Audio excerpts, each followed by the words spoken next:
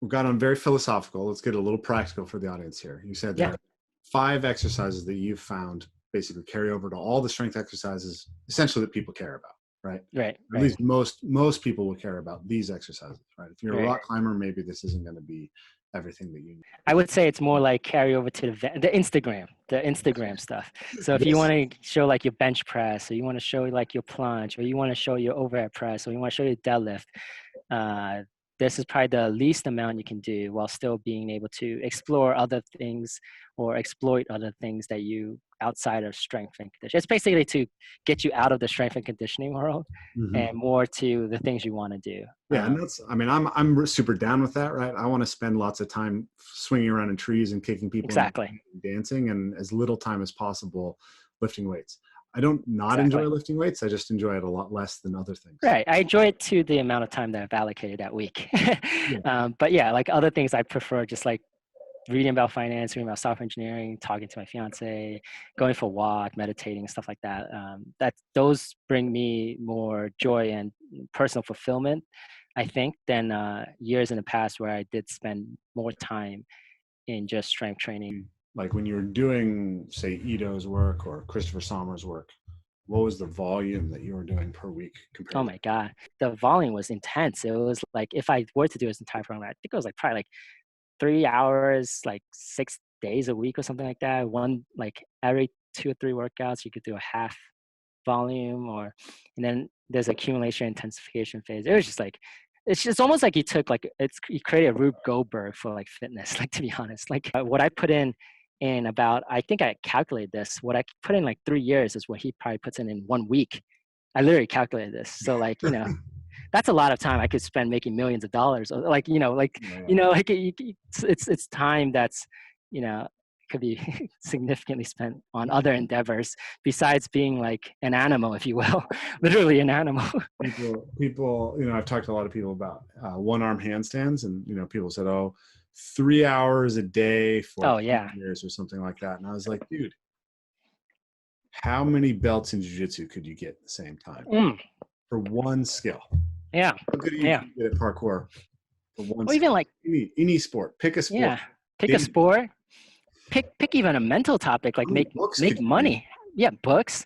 Like how much finance could you learn? Could you become a software engineer in that time? Like, could you get a college degree in that time? Like at some point there's the distinction between animal and homo sapien. Like homo sapien stands for like wise man or something, right?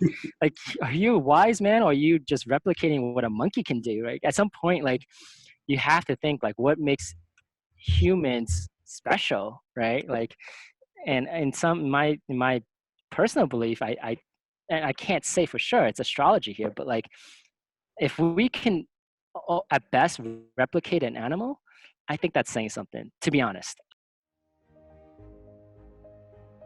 Welcome to the Evolve, Move, Play podcast, where we bring you the most interesting and enlightening conversations around movement practice and how you can become the most heroic version of yourself through pursuing movement that's relevant to your nature. This is a podcast that's going to feature some of the top movers in the world, some of the most amazing movement thinkers, and people from fields that are related to movement as far afield as evolutionary theory, strength and conditioning, and everything in between. So if you're interested in movement, please stick around. And if you like our work and want to support it, please consider supporting us on Patreon, because this podcast is completely listener supported. We don't want to take any advertising. We don't want to interrupt your experience of watching the show. So what really helps us get the best thinkers on, have the time to put these together, have the best quality for you guys as far as audio and video, is your support. So please consider supporting us and enjoy the rest of the show. Hey guys, welcome back to another episode of the Evolve, Move, Play podcast. Today we have a really interesting podcast for you. We're going to be discussing the ideas of Nassim Taleb and how they can impact and influence the way that we approach fitness training. Now, in particular, my friend Erich Lin, as well as Philip Chubb, who's a friend of his and has more popularly kind of put these ideas out, have approached really applying these ideas in the health world, in the strength world. And then we'll get a little bit into kind of some of the way that we use these ideas in a more general way to think about how we operate under uncertainty. Taleb is a really fascinating thinker, and applying this lens to the fitness world has built some incredible insights. And what these guys have been able to do in getting people really strong with a very minimal level of effort is, I think, well worth paying attention to. So if you're interested in, getting stronger and, have a very busy life, if you want to understand how to deal with risk and uncertainty, this is going to be a great podcast to listen to. So without further ado, Erich Lin. Well, thanks for joining me here, Eric. It's good to see you again. We're just chatting off air. We know each other a little bit. We ran into each other in the early days of the parkour / kind of a bodyweight strength community. So you've stayed mostly in the bodyweight strength world, and I stayed mostly in the parkour world. Is that pretty much accurate? Yeah, I could say that. I'd say I'm more just get some fitness done. I squat too and stuff, but not too. I guess I'm not part of our Reddit body weight or any of that. But yeah, I don't do any parkour necessarily either. But I'm totally cool with parkour, with people that do and stuff. Yeah, for sure.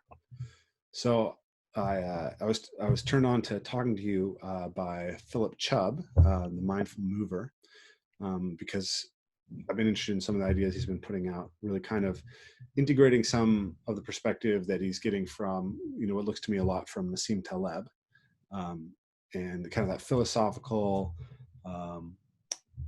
perspective on how we think about problems, really, and then applying that into the fitness world. And he really said that, he's kind of not 100%, doesn't feel quite ready to articulate it in an narrative format, but he pointed me to you and said that, you're really deep in this kind of area, philosophy of health, right? That's what you mentioned in one of our email follow-ups. So tell me a little bit about how you've come to your philosophy of health, what the influence of Taleb is, skepticism, rationality. What does all this have to do with doing pull-ups and stuff like that? Yeah, I think that's a good question. So for me, I've been, I started kind of I think when I was 17 or 16, into just weightlifting, just weighted some random stuff. Got a little into bodybuilding for just a few months, and then got into more powerlifting for a few months. In 2007, started a little CrossFit. Back when the site was CrossFit.com for all the WODs on the. 2008 or so, found gymnastic bodies and Ito as well at the same time. Branched out from gymnastics bodies a little bit because I didn't. I thought there were, just talking with Summers, it was I can sense some logical flaws. So I just, once I spot one, I'm usually just I have a strong filter, so I usually just cut it off. Kept with Ito a little bit till maybe 2012 or 13 or so. I left Seattle in 2011, so that's when I last probably saw you. Yeah. And then kind of took 3 years off and researched more into just health and got kind of deep more into more biohacking and thinking I could maybe live forever and stuff like that. And then probably around 2016-ish, I started kind of getting into Taleb and also just revisiting a lot of the stuff that I've been through. So mostly for fitness, it's been kind of I know for sure that if I do strength training stuff, I would get stronger. It's a high feedback environment, strength training. Yeah. So it's easy to test things around. So I mean, I've been testing since way back, and it's probably why I've hopped around so much. But I was for example, I had done Ito's online training 2011, 2012, I forget. And from then I was all right, let me ask around, email just 50 people, whatever, and just get all their strength training programs and see if there was a pattern, and if this guy has it figured out, right? And then I realized myself, wait, I can test this myself. It's kind of when I started reading Taleb and learning about kind of certain environments are higher feedback to test, complexity of certain environments and things like that. And I just kind of tested myself, and I kind of was all right, well, can I do less sets and stuff like that. And eventually I got down to like just doing one set and I was still getting stronger. Same with my fiance. So I was like, all right, well, I think that's also around time when I started talking with Phil a little more. And I was like, have you tried it? He was like, I guess I can try it. He then took it further. He's like, oh, maybe I can do even less days. And then eventually we kind of like were brainstorming, came out, like decided like, he was talking to me about accommodating resistance. And I remember going to like Paleo Effects, which I'm not necessarily, I don't go for a conference, I go for the food, the free food. I don't check any of the speakers at all. But yeah, so like I was like, I've been a few years, and one of the years it was like there was this ARX thing, and I was like, oh, what is this machine? I tried it, and I just did like a horizontal push movement, and I was sore for like 7 days, something like that. I was like just from like 6 or 7 reps, and I was like, holy shit.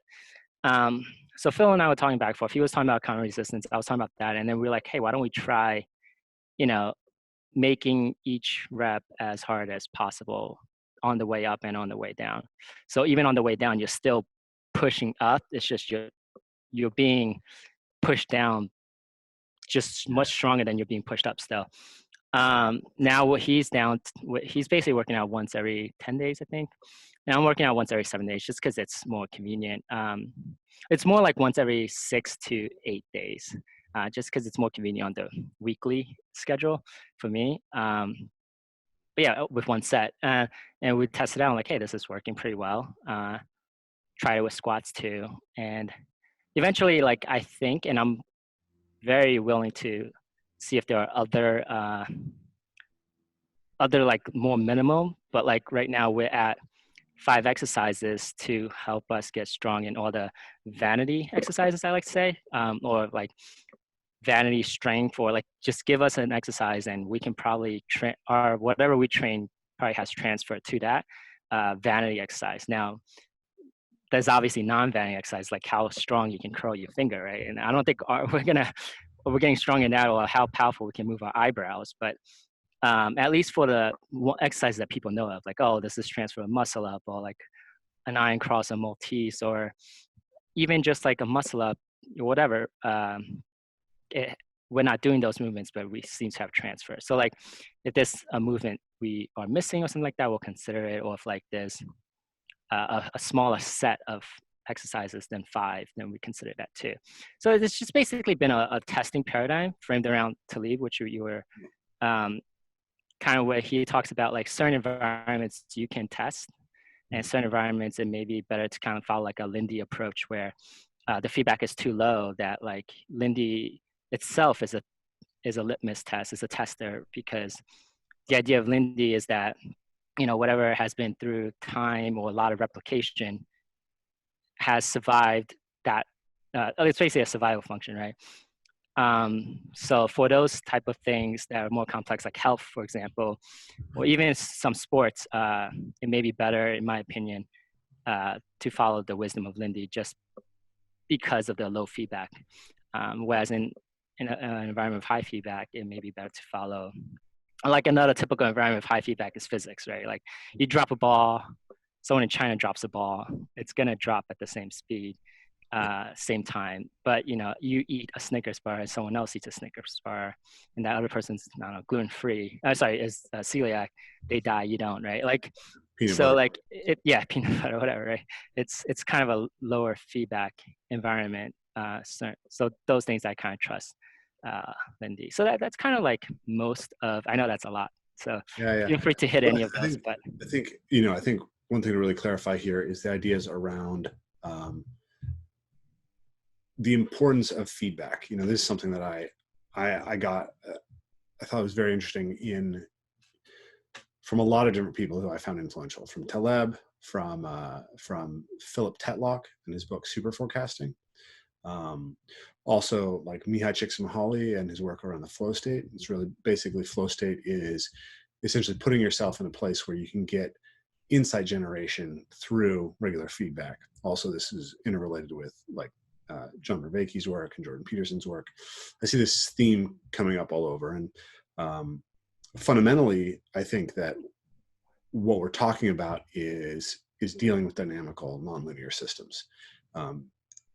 and how you deal with uncertainty. I think that's the fundamental thing that unites all of these thinkers, is that they're thinking about uncertain, non-mechanical, non-mechanistic causation. So I'm curious to have you to unpack a little bit, like, what you're thinking is around high feedback versus low feedback environments, how people can frame that and think about that, and how that can help guide them in decision making. Yeah, so I think that's a great question. So like, I always start off with like, no one knows anything in this world, right? Like you can take your next step and you end up in Jupiter, right? A lightning bolt can strike you the next second. Like you just don't know what's happening, right? You don't know what's going to happen next. You know, you can become a panda bear. I'm just making up some really, but anything can happen, right? You really don't know. However, certain things you can, in terms of making decisions on uncertainty, like certain things are high feedback where if you repeat like in anything in science, you need replication, because just because you get a result doesn't mean you'll get the same result if you were to run it again or someone else to run it again with different methodologies, right? But under the same constraints that you initially set. So you need replication, and high feedback is basically something where you don't need a large number of replication to really come to a fairly confident result. Whereas with something that's lower feedback, you may come with, so maybe there are two classes here, just shoot, like thinking out loud, but like one is, no one's coming with the same result. You constantly have mixed results, right? Another is just that the environment itself is like kind of like a power law distributed environment where like you may need, like, for example, let's talk about wealth, right? You may need, you take 100,000 people and most of, the average wealth could be like $1,000, something like that. Mm-hmm. And then that's my fiance. And then all of a sudden, I told her to get me water. And all of a sudden, like you get one random person out of nowhere that has, like $200 billion, right? And you would not have seen this person in a sample size of like 1,000, right? You may need like a large sample size. So like in those cases, it's also low feedback because you can't necessarily trust your sample, right? If each person is a replication of that experiment to test wealth, you need a lot. This is where, like, for example, Bayesian thinking works well in a higher feedback environment. You can converge even on the same set of priors with two different set of priors, right? Mm-hmm. But it won't converge necessarily in a lower feedback environment. So it's weird. It's like, have you read Taleb yourself? I've read Antifragile, and okay. I've started on Fooled by Randomness, and I'm aware of different, I've run into his thought in a number of different places, yes.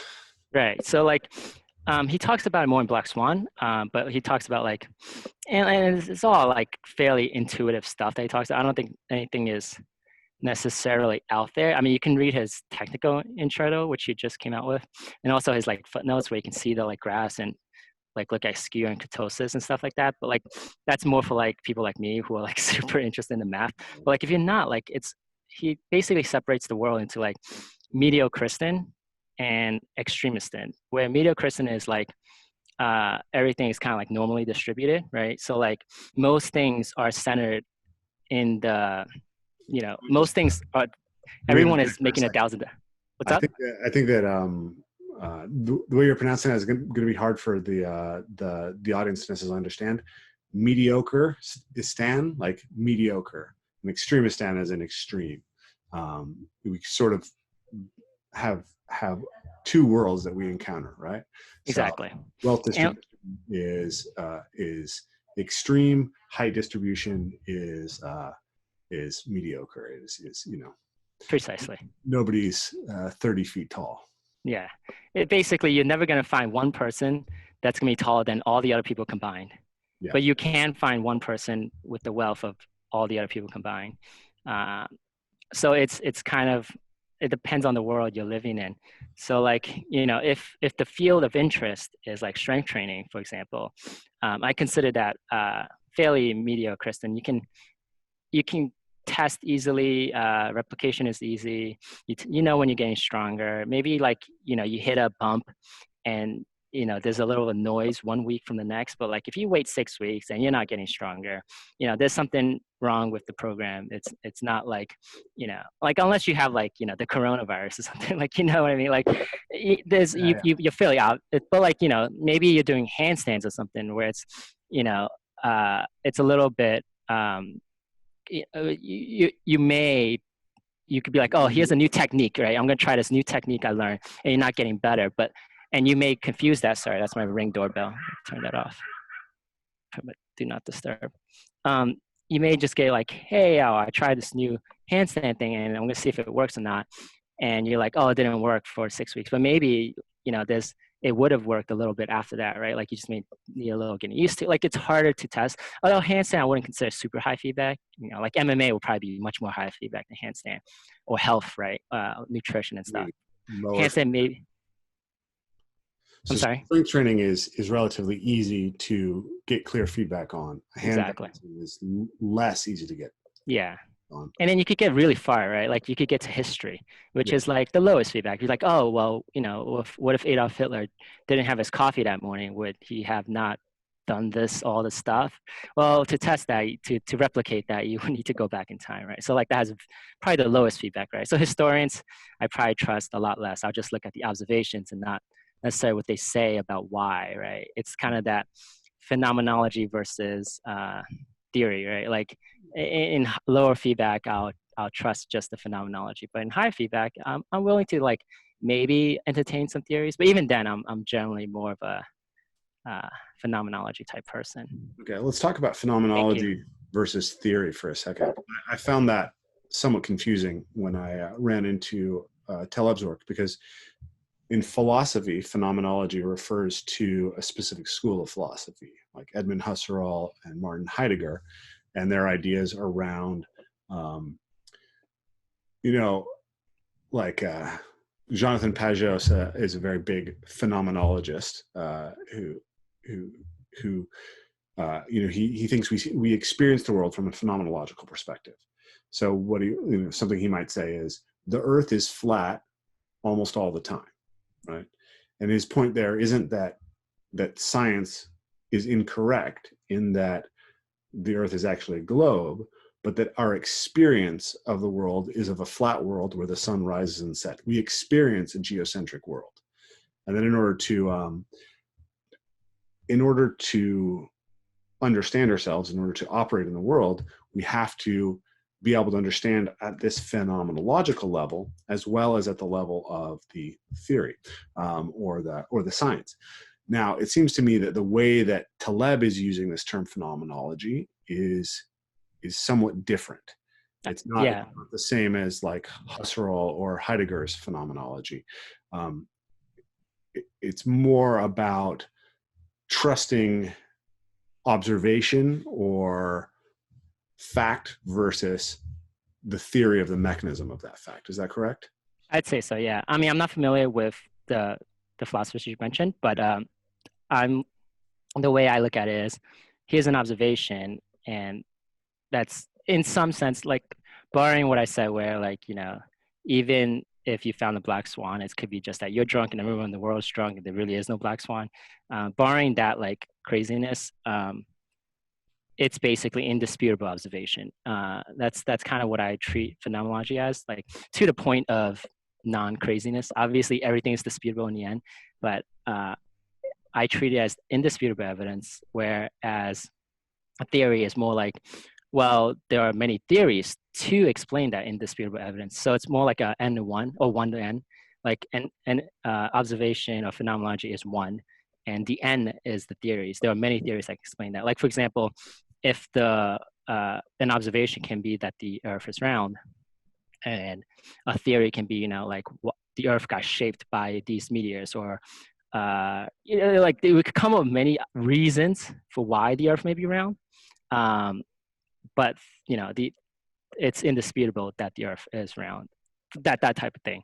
With that said, you can also get more specific to the individual, right? Like you can't necessarily trust you can get to kind of in the weeds and say like, I've actually never personally been to space, so I don't know, like, what I'm saying?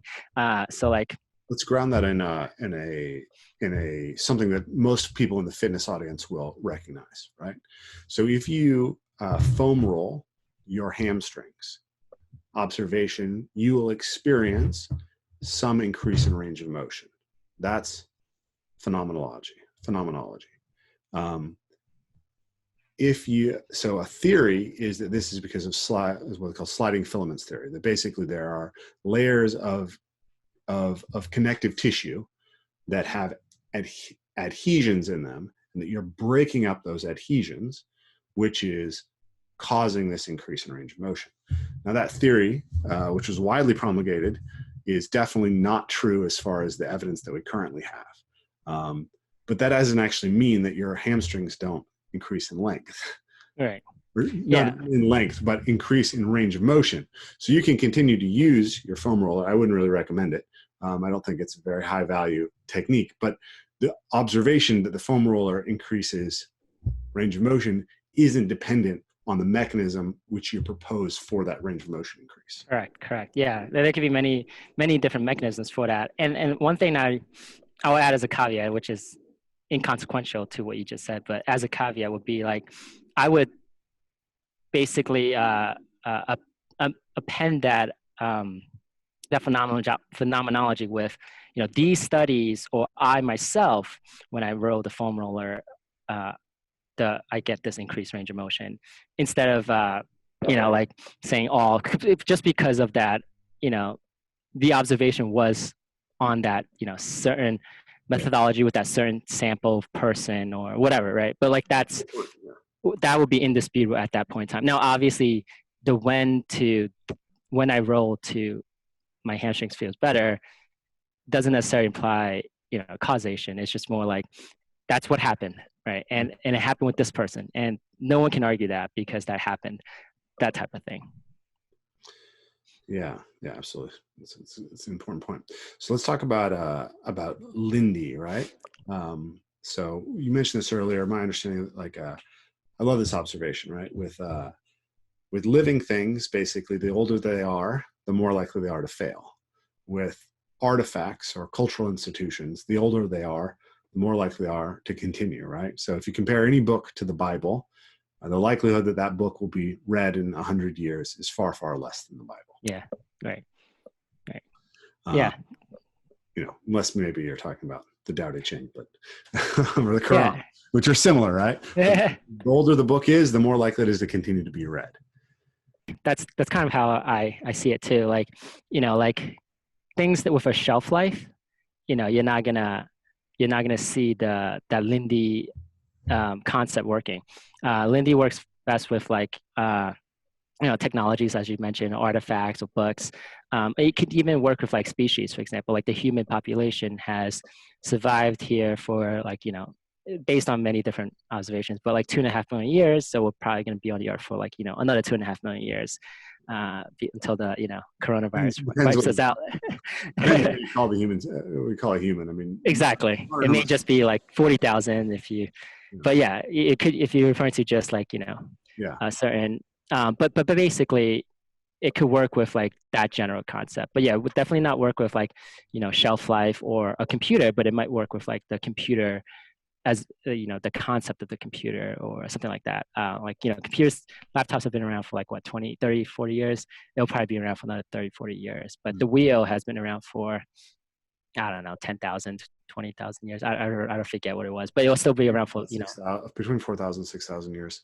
Gotcha. So it'll still be around for 5,000 years or so. I think, yeah, basically what you said, Lindy doesn't apply necessarily to shelf life. So where in physical culture would you think, like, you kind of divided where there's the areas where we can test easily and the areas where we can't test easily. And in those areas, the heuristic is to think, what's more Lindy, right? Correct. Yeah. So like for my thought is basically, you propose a field to me, for example, strength training. For that field, you also have to propose, a certain set of metrics so I can, run my science experiment so I can disconfirm or not, right? So like, if you just say like, this thing will make me better, then sorry, that's astrology, right? That doesn't really, I need a way to, what is better, right? So for example, like I say, I want to have a program, this program will make me stronger in most vanity strength-based exercises.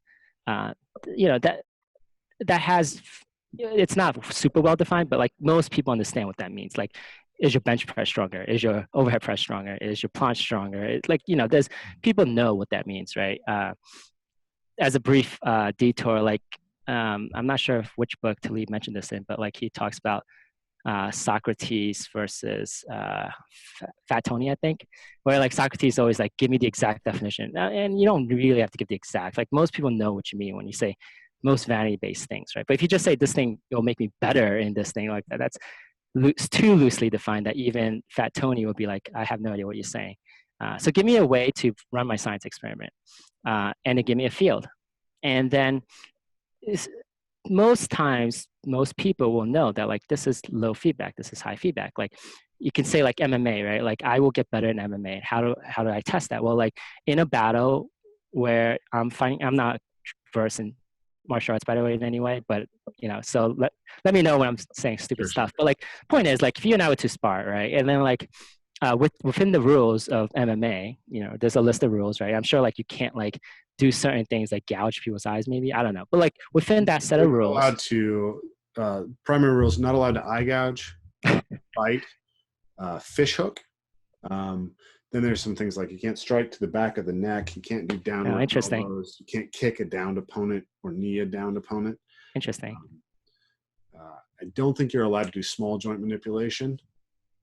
And there's some weird rule around strikes to the throat. I mean, if you're throwing a strike that's out of range, like, if I hit your throat because I'm just throwing something at your head, it's okay. But if I'm like targeting your throat somehow in a very intentional way, maybe that's not allowed. I'm not 100% sure on that one.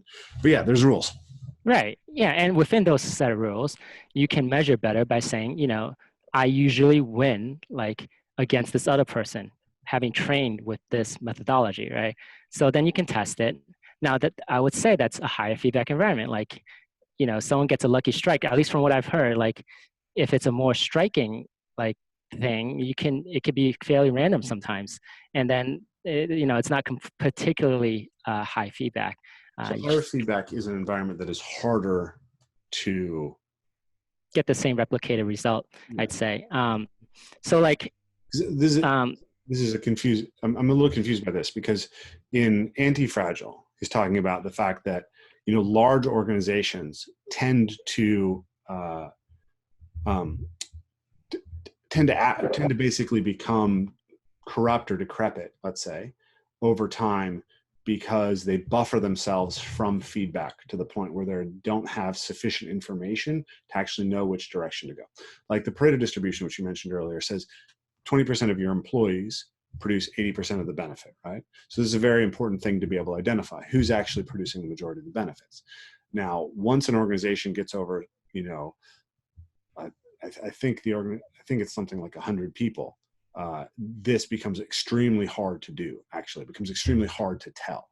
So a lot of times a company is under stress, they lay people off, and unknowingly they lay off a bunch of the most valuable employees because they have no good way of sifting because the data set is too large now. I mean, I guess maybe that's what you mean by high feedback, but the way that I guess I read it was it's when when you become blind to the feedback or the feedback is not clear enough that you no longer grow effectively. Yeah, I mean, I think that for sure is true too. Like in your example, it's like, confounding variables. Confounding variables may be like at play where like you're not trusting the results, and you may need to run the experiment or whatever, the large corporation tests again and again, right? Just due to all these confounding variables, like when you have, more than 100 people, like obviously you're going to have way more complexity. Interestingly, completely different, orthogonal to our discussion. The other like I guess annoyance that Taleb has with like large organizations is just that the larger it gets, the more of an externality cost it has on the population. And as a result of that, the more incentive the government has to bail them out. And then, as we know, why we like Lindy so much is there's a fitness function where things die, right?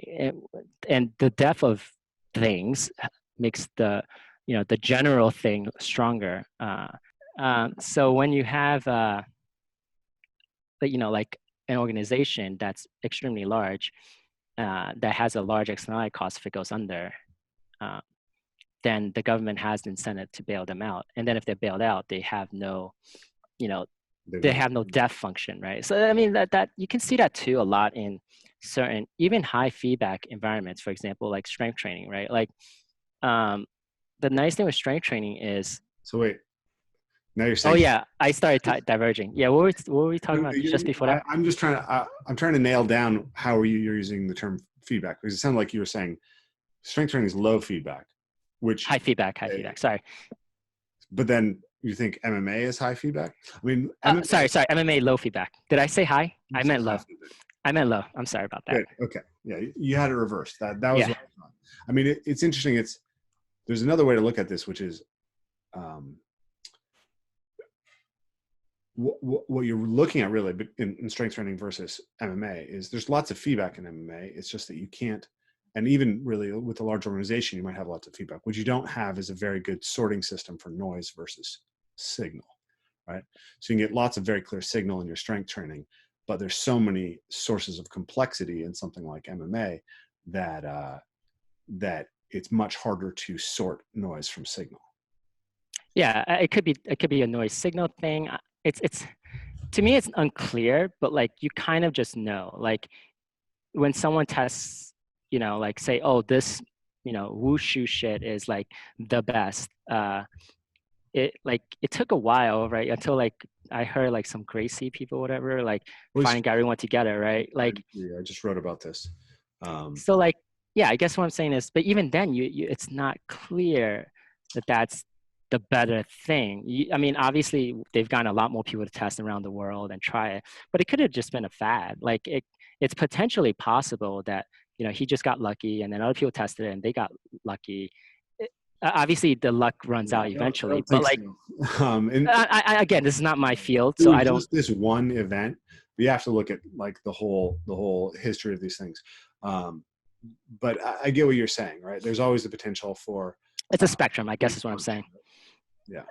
And like I obviously, again, this is not my field, but like what I mean by spectrum is like certain things, everyone can unanimously agree. It's like, okay, this obviously, lifting this weight will make you stronger, right? Mm-hmm. And this, another interesting point with this is like, I just wanted to touch on it before I forget, was as I started talking about the fitness function, there's also the progress in a field, right? So like, even though strength training is high feedback, sorry, correction from earlier, even though strength training is high feedback, it may be low progress in terms of, let's say we want to find the like most minimum workout, right? Because if you as an observer can just like watch a few people that are strong and they all look strong, and then you can just choose one. And no matter what, almost whatever you do in strength training, like as long as you do some resistance training, you get stronger, right? So it's hard to differentiate between what's really the more efficient workout thing that gets you all the vanity strength, right? Yes. So as a result, the fitness function is not it's not great because you don't get depth, right? When you don't have crap die out, then everything looks good, right? So the progress is low. It's a good model for the fitness industry. It's a lot of exactly.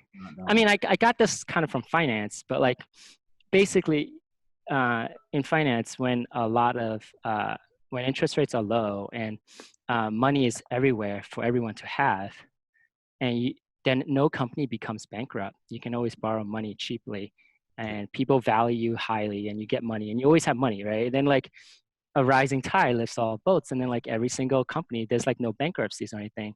You don't get crap to die out. So like as a result, like the system becomes more, in terms of finance, more fragile. In terms of fitness, I'm not sure if it becomes more fragile or anything. Like it's just people just don't get strong as fast, or they put in more time. But like in terms of finance, the system becomes more fragile, right? Because then you have the one bankruptcy, chains to another, et cetera, right? So like, I think it's important for a field to make progress by having, fitness functions, which I applaud, those Gracie field, because they basically put a fitness function to the test for like those, crazy Chinese martial arts or whatever, right? Like, if you don't have that, then you may have replication in your field. I'm not saying MMA has high replication, but I'm just saying, even if it has high replication, if you're not putting a survival function to that, then the field is not making progress, right? So it's something to consider for high feedback, low feedback. Replication there. I'm sorry? Can you define how you're saying? So replication. So what do you mean by replication, or what are you referring to in this particular context? Yeah, so replication, I'm referring strictly to feedback. So like high replication, meaning you need a lot of replication, is low feedback. And where you don't need a lot of replication is high feedback. And then I'm also now taking it to a second order of thinking where within the field itself, regardless if it's high or low feedback or high or low replication, sorry, there's a chopper passing by. I'm not sure if you hear it, but regardless of the amount of replication needed, the field itself needs a fitness function to progress. Otherwise, it won't necessarily progress, just because you don't have this is also why I'm kind of against, having humans live forever, because you don't have a fitness function, right? So it's also why I'm against companies getting too big, because they'll get bailed out and they'll never die out, right? There's no fitness function there. So things like that, like I think to make progress in a field and to tell if a field has made a decent amount of progress, on top of the Lindy metrics and all these other metrics for decisions under uncertainty, another one could just be like, is there a fitness function in this field, right? So like, even though I can see strength training as high feedback, where like, hey, we should know by now that you can do what Phil and I do, which is, work out like 20 minutes a week and get, like really strong, right? Like, but people still haven't gotten to that. Like, why haven't they gotten to that? It's like, it doesn't make sense to us, right? But that does make sense, because there's no fitness function that really, creates death scenarios, right? In strength training. So I wouldn't necessarily, look to like the next oracle in fitness just because of the low fitness. Might be the wrong way to think about it. I'm just thinking this through, right? So what you guys are interested in is doing enough to get stronger, right? For strength stuff. I think he's also interested in MMA. I'm not particularly interested in MMA. Let's just talk about strength for the moment. Right. Now, for elite powerlifters, there is a fitness function, right? They win the meet or they don't. Correct. Like or weightlifters. Right. And what you see in those fields, and this is sort of one of the, I like the fact that you guys are applying these heuristics and thinking much more statistically to this, but I think that the way that I look at it is you can essentially say your training boils down to your overall load and how you vary that load. And that load is a combination of the intensity of the training, the volume of the training, and the frequency of the training, and then the density of the training, right? So you understand. So by density, I mean, like if you do 300 yards of sprinting in one set, it's a very different workout than you do 300 yards of sprinting in 10 sets with 5 minutes rest between each set. Mm-hmm. So you're managing this load. Now, Louis Simmons has produced extraordinary results, right? Using a very specific type of protocol there. And then the next gym has done something very different and produced really good results. Michael Yesis does the 1x20 program, and single joint movements, all single joint movements, and people who make people stronger specifically for sport and work, particularly with young people, find that program has been extraordinarily successful for them. Now, when you have a meet, and the meet is so powerlifting when it comes to strength is high feedback, right? Yes. But most people's has a fitness function. Yeah. Most people's goal in strength athletically isn't the expression of the strength in the weight room. And that's where the question becomes much more difficult to define. Exactly. So like I totally agree. So basically, with powerlifting, you are literally, your goal is to, get the bench, deadlift, and squat. Is that, yeah, if I recall my powerlifting days. But like essentially you're getting those numbers. So, and everyone's doing that, and there is, a meet to test, right? So like trusting the industry of what the Lindy of that industry or whatever, like what is the method to do, or even just testing yourself because it's a high feedback environment will work.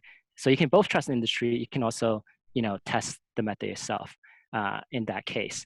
However, like you said, if your goal is not necessarily to be the strongest in powerlifting, but just to have the strongest, for mine is to be as strong as I can, not as strong as I can, to my specific, I guess, science experiment is to find out what is the least amount of time I can spend to still get strong in most of the vanity exercises. So powerlifting would be a subset of that. For example, a powerlifter, you're not gonna see them do a full planche, right? But it's so across all the vanity exercise that we can think of, not the eyebrow, like the rock, right? But like, planche included, but bench press included, stuff like that. So like in that case, I'd say there's less of a fitness function just because there's no meat that tests your vanity stuff, right? It's mostly, I mean, if you consider Instagram a meat, you can, but typically there's not really a meat, right? So, and even calisthenics, calisthenics meets they're testing calisthenics. They're not necessarily testing, how strong is your bench press, stuff like that as well, right? So in terms of that, there's not really a great fitness function. And that's kind of where I'm like, my kind of, to me, honestly, it's a very small focus. It occupies less than 1% of my time. Large part of my time is like in finance and stuff, but like, if for fitness, that is where I will occupy my time. And in that case, there's high feedback, low, like, test for like survival, right? So like, I don't trust industry, but I will trust testing myself. That's, I guess, what you alluded to, the difference between like powerlifting versus, more gym goals, if you will. Yeah. I mean, I suppose, I follow Philip's stuff, and he's always talking about getting those free gains. And I'm always kind of like, what are the gains that you're aimed at, right? Because my aims have a few different aims, but at the highest level of abstraction, my goal is actually to improve who I am as a human being. So I'm trying to develop self-knowledge, develop self-control, develop virtue through physical practice. And so I marry physical practice with mindfulness practices, nature connection, community. And, I don't have a perfect testing system for this. Of course not. Yeah. I don't think anyone does. Yeah. And it's like the search for. Yeah. But I'm paying attention to how my physical practice impacts the way I act as a dad, the way I act as a husband. Right. That's a great goal. It's very, I think it's the most important goal. I think that fundamentally what keeps us in any physical practice is the sense that it has a impact on our character that's meaningful to us. You need proximate goals between you and that ultimate goal, because there's just a lot, it's noisy, right? So then you can dig down and say like, okay, I want to be able to jump further. I want to be able to run faster. I want to be able to do these routes. Now, parkour, and martial arts, which are kind of the main heart of what I'm doing, and a little bit of team sport mixed in there these days. They're basically dynamical systems, and they're what systems? Sorry, I didn't hear that. Dynamic systems. Okay, dynamical. Sorry, I heard a knock. No, it's not very linear, and I'm exposing myself to very novel things all the time, right? So my goal is to be really good at this stuff, just to, and also, I do it because I really enjoy it. I want to just be able to do stuff. Like, my goal is not to spend less time training parkour, right? My goal is to be able to spend more time training parkour because I see. Because it's what I enjoy. So I want my body to be recovered. I want to be able to handle it and to go into that flow state and have an awesome time out in the trees as much as possible. Right. Same thing with martial arts. Now, I'm, from a body weight strength perspective, I'm very weak, right? Like I can do a few muscle ups. It's pretty strong. Just saying. It's stronger than probably 99% of people. Sure. From from what you guys are doing, it's not impressive. Like I said, I can do muscle ups. I can deadlift probably, if my back was healthy, I could deadlift probably 400 pounds. That's definitely pretty strong. That's actually pretty strong. 220, by the way, or 215. Oh, I forgot that you were that. Like, I remember you were tall. I don't remember you were that heavy. Yeah. Still pretty good. Like I can do 10-second tuck plunge, right? Whatever. So my parkour work doesn't have super high transfer to these vanity exercises. But I have a question. Is that strictly those numbers are strictly from the stuff that you do, or you do on the side like extra stuff as well? I'm just curious for my own curiosity. So I've done quite a bit of strength work over the years, but I've also taken long periods off of strength work. So my deadlift at the highest point was 440 pounds. Gotcha. And I didn't deadlift for 2 years. And you still have it. And I did 365. Okay. It came up very, very So there's probably some transfer. If otherwise you've lost a lot more, probably. Yeah. I mean, what we notice with parkour athletes is basically if you take a parkour athlete who has like a 1.5 times body weight standing broad jump, they'll be able to deadlift basically 2 times body weight. That's pretty good. That's cool. That's pretty much. That's interesting. Yeah. Squatting is much more inconsistent. I can see that. It depends on the structure of the guy. Gotcha. Guy with good squatting structure will have high transfer to squat, but a long-limbed guy, which a lot of really good parkour athletes are not really well. I see. It's interesting. I haven't pressed in ages. My best press ever was 145, and I'm strength training right now, and so I'm just trying to get the bar into place on my back. And so Gotcha. I worked up to 135 on the split squats that I'm doing. That's pretty good. And so I was like, oh yeah, well, I'm going to try and press it. I'm just going to try press it. Yeah. I was like, oh, that's I can wrap out five at 135 now. So I've gotten stronger for sure without training that at all. Like I have not done a press in 5 years. And also, so it seems like there's some press carryover as well from parkour. I also haven't been doing any hand balancing or handstand push-ups in ages. So that's kind of interesting. Yeah. But what I also notice is that the things that are important to me in the development of an athlete, which is elasticity. Just to quick pause. I have zero, just so to clear any confusion in case there is. I have no claim that what I do carries over to being a good athlete. Okay. But anyway, continue. Good. That's my question is what are the gains? Like for me, I want to be a good athlete, right? I want to be able to I can train parkour for years and then go dunk a basketball because I'm explosive and have high elasticity. Right. I've had so many people who've come into me from Ido Portal style, movement culture style strength training programs who can deadlift, 2 times their body weight and can't jump at all. Right. Zero elasticity. Gotcha. So, yeah. So I'm that isn't to say that I don't think that what you guys are doing is valuable. I'm not here to smash on it. I mean, I'm really interested in it. And I think that, I've actually been incorporating some of the ideas. So right. I'll just tell you, so I'm training, I'm doing an upper body strength. Right now, my lower body strength is being programmed by Athletic Truth Group, and it's multiple sets, multiple days a week.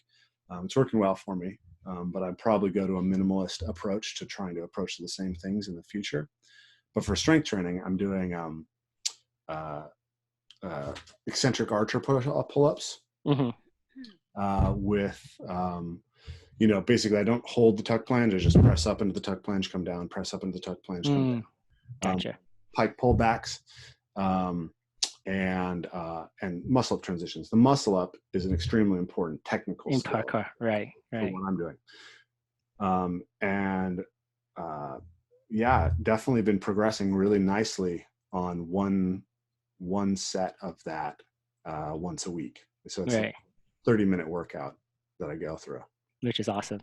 Yeah. So to answer your Yeah. question that you alluded to, like what additional transfer is there, beyond the vanity stuff? So to Phil's credit, he is looking into, additional transfer. So he does do like jump tests, sprint times, stuff like that. But stepping back before I touch on that, I think there's like kind of like what I was saying, like to run a science experiment, we need some, like we can always say like our ultimate goal is this, whatever, right? But like some of that is hard. It's more subjective, so it's hard to run a science experiment on. But like to be a better athlete, I think that in itself is context like specific. Like I personally I don't know if there is like a program that we can ever be able to test to see that you're a better athlete in all the vanity athletic sports, right? So like for example, if someone says, "Oh, what's a better athlete?" and you're like, does this make me a better chess player? Like, no, that has nothing to do with athletics, right? Or like, does this make me a better StarCraft player? Am I faster, like actions per minute? Like, do I get more button clicks? Like my finger dexterity gets higher, right? You probably say like, no, that's not a measure of athleticism, right? But like, if we were to go with like a Fat Tony non-Socratic measure of athleticism, it probably include all the common sports. And I think it would be kind of hard to test that in my personal opinion. So like, for example, you can say like MMA doesn't make me better than that. Doesn't make me better swimmer. Doesn't make me better ping pong player. Doesn't make me better basketball player, right? Like it's kind of hard to come up with a test that will kind of really tell that. It will be a very low feedback, a long time to get like that test completed. Even looking at Lindy, it's hard to tell from that perspective. Some of these sports are fairly modern, right? Like the rules of MMA, for example, are fairly modern, much different than I'm assuming Greco-Roman wrestling rules at the time, right? So I think we have to like, if we were to run a science experiment, if we were to be scientific about it, we would need to frame it under some context. And if you were to like say, frame it under like maybe the context Phil is looking at, like, hey, does it improve my sprint time, jump time, explosiveness with certain things that he can measure, and maybe that's what he terms as better athlete. Well, maybe what CrossFit terms as a better athlete. Does it make me, do a Metcon till I'm dead, right? Like, or or does it make me better running through the, nature and parkour and stuff? I think we need some context, right? Or does it make me better at, MMA or whatever? Because otherwise, it can't be. In my opinion, we can't. It's basic astrology, and at that point, like, it's more of an ideological thing, and less scientific. So, like, this is why I say I'm not making any claims that this makes me a better athlete. Because one, I don't know what better athlete exactly entails, and two, I'm not testing for any specific context. Like, I'm not even claiming that's making me a better martial artist or a better ping pong player or anything, because I'm not testing for that. So I'm not going to make a claim that I'm not testing for. Now, Phil may make the claim that I'm better athlete under certain contexts, like I was saying, sprinting and jumping. And perhaps you might make the claim that, the stuff you do makes you a better athlete under the parkour context, where you can measurably say, like, how well did this person solve some problem, some route problem, right? Like did he cross it at a certain time, or some I don't know parkour that well, but like basically some measure. We run, we run routes and we time them. I just published something, an article on my blog called Aliveness in the Universal Human Athletic Blueprint. Right. So that's my proposal about how we can generally look at athleticism, how we develop it. Be fun to discuss. Yeah, I mean, I'm willing to discuss whatever you want to discuss. Perhaps another time you need to read the article, but it's a big and synthetic vision, so it needs that. We need to go in and start asking how you do this.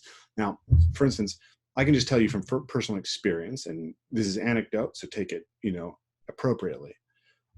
My experience of having done martial arts extensively, gone away from martial arts for 9 years almost, that's not true really. I was teaching it and training it with my students, but much less.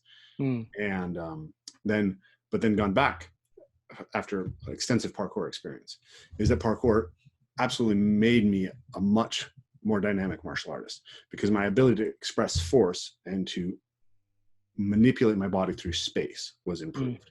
And that fundamentally, look, like you can look at it this way: the locomotion is the center of any sporting activity, right? So you got to move. You have to move your body first before you can effectively strike. If you're a plant, you're not going to, etc. If you cannot, you know, StarCraft. We're working with, I was in jiu-jitsu class, and we were working on a sweep where you were on your back, the guy was standing, and you were spinning around, and you had to transition from a horizontal spinning action or a vertical spinning action to a horizontal spin. You know, it's horizontal to vertical in order to come up the guy's leg and use your legs to knock him down. Right. And this was very easy for me. Now, you know, maybe it's just genetic. Maybe I have really good, coordination, but almost everyone in the class couldn't recognize the distinction between the vertical and the horizontal component. And so there was just a mess because they haven't spent an extensive amount of time learning to roll and control their axis of rotation in multiple ways. Right. So I found that easy. And then not only did I find it easy, I could see how everyone was failing, and then I could help them in a way that their sport coach couldn't help them because he didn't understand locomotion mechanics in the same way that I did. So that's the way that I see a direct transfer. MMA, right? If you look at a lot of team sports, there are elements where, you know, like if you're a football player, you're a lineman, you're going to have to swim through the other guy's arms, hit him, move past him, right? If you have basic striking and grappling abilities, that's going to help. Even in basketball, there's a lot of off-arm fighting, a lot of basing, getting your hips under someone. It's all basically grappling. So I tend to think that there's a lot more common ground between athletic activities. There's some things that are not transferable at all. Like becoming better at MMA won't help you with swimming or vice versa, right? Swimming doesn't really help you with anything other than swimming. I mean, to be honest, I don't know, but I can see that. I can agree with you just from thinking about it. You can build like the size of your lats, and then you get the potential of that tissue to become stronger under a different environment, right? You build a higher potential for strength in that tissue, but it's less transferable because it's such a different environment, right? In every other sport, it starts with you in the ground. In that sport, it's you in the water. Totally different. Right. So this is my anecdotal experience setting up tests, or, you know, just thinking like a good Bayesian about these things is a really useful way to start at least thinking about these claims so you can guide yourself through the training. This was one of the discussions that Phil and I had. We're talking about warm-ups, right? Can you get rid of warm-ups, or does the warm-up serve a purpose? And my argument was that from a Bayesian perspective, if the injury rate, like if you have a very low injury rate, even if you double that injury rate, it could be very difficult to see that in you know, an N equals in your own practice, or even working with a couple hundred clients. Right. So I think there's a balance there of like, you know, here's the scientific research that shows that that you know, achieving a certain body temperature maybe reduces injury rates in athletes before they take on high intensity activities. Compare that to your you know, phenomenological experiments, and then you compare that to you know, whatever else, and then you have to kind of play a Bayesian game. Before we go any further, I'd love for you to explain the Bayes theorem and how you're thinking about that to the audience, because I think most people don't know what that is, and it's an extraordinarily useful tool to start thinking about how you think under uncertainty, which is everything. So I would first preface with, I'm not a Bayesian, Okay. nor am I saying that I'm against Bayesian approaches, but my understanding of it is, you know, you have a set of priors that, you know, certain things that inform you of what's going to happen probabilistically. Mm-hmm. And then as you gain new information, you call those like posteriors or whatever, and that updates your probabilities. The hope is that you come to true knowledge, which is basically if you have everyone being a Bayesian in the world and everyone starts with perhaps different set of priors, maybe intersecting set of priors, with enough posteriors, everyone converges to that same true knowledge. That's how I've always seen it. I've never studied it in depth. To me, I don't use that personally in my form of decision making, but I'm not necessarily against it either. Okay. Is that would you same boat, same page? Yeah, I mean, Bayesianism is basically thinking about prior probability, right? Like, so I think there's a beautiful example that has to do with like mammograms, right? So like 80% of people who get a positive test on a mammogram Are worse off. No, so I think if I remember correctly, the statistics, 80% of people who get a positive test on a mammogram end up having cancer, right? So if you get that positive test, how likely are you to have cancer? And most people would answer 80%, but you have to account for the base rate of people who would have gotten cancer anyway, who have cancer to start with. Right. And once you account for that prior probability, actually that mammogram is relatively uninformative. It has way too high of a false negative rate to give you a meaningful answer under those statistical conditions, right? Because you have to compare not only the population of people who've been tested, but you have to compare it to the population, the base rate of cancer in the population at large. Right. Once you compare that, it turns out that that's actually not a very informative test. Interesting. I did not know that. I was going to refer to a different thing about mammograms, but interesting.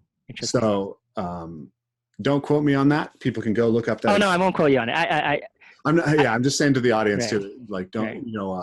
You have to compare against your prior, example, of course. Right? So that's where prior information is really important. And a lot of medical decision making is done without attending to prior information. People think that the test is meaningful without understanding the information that it's in context of.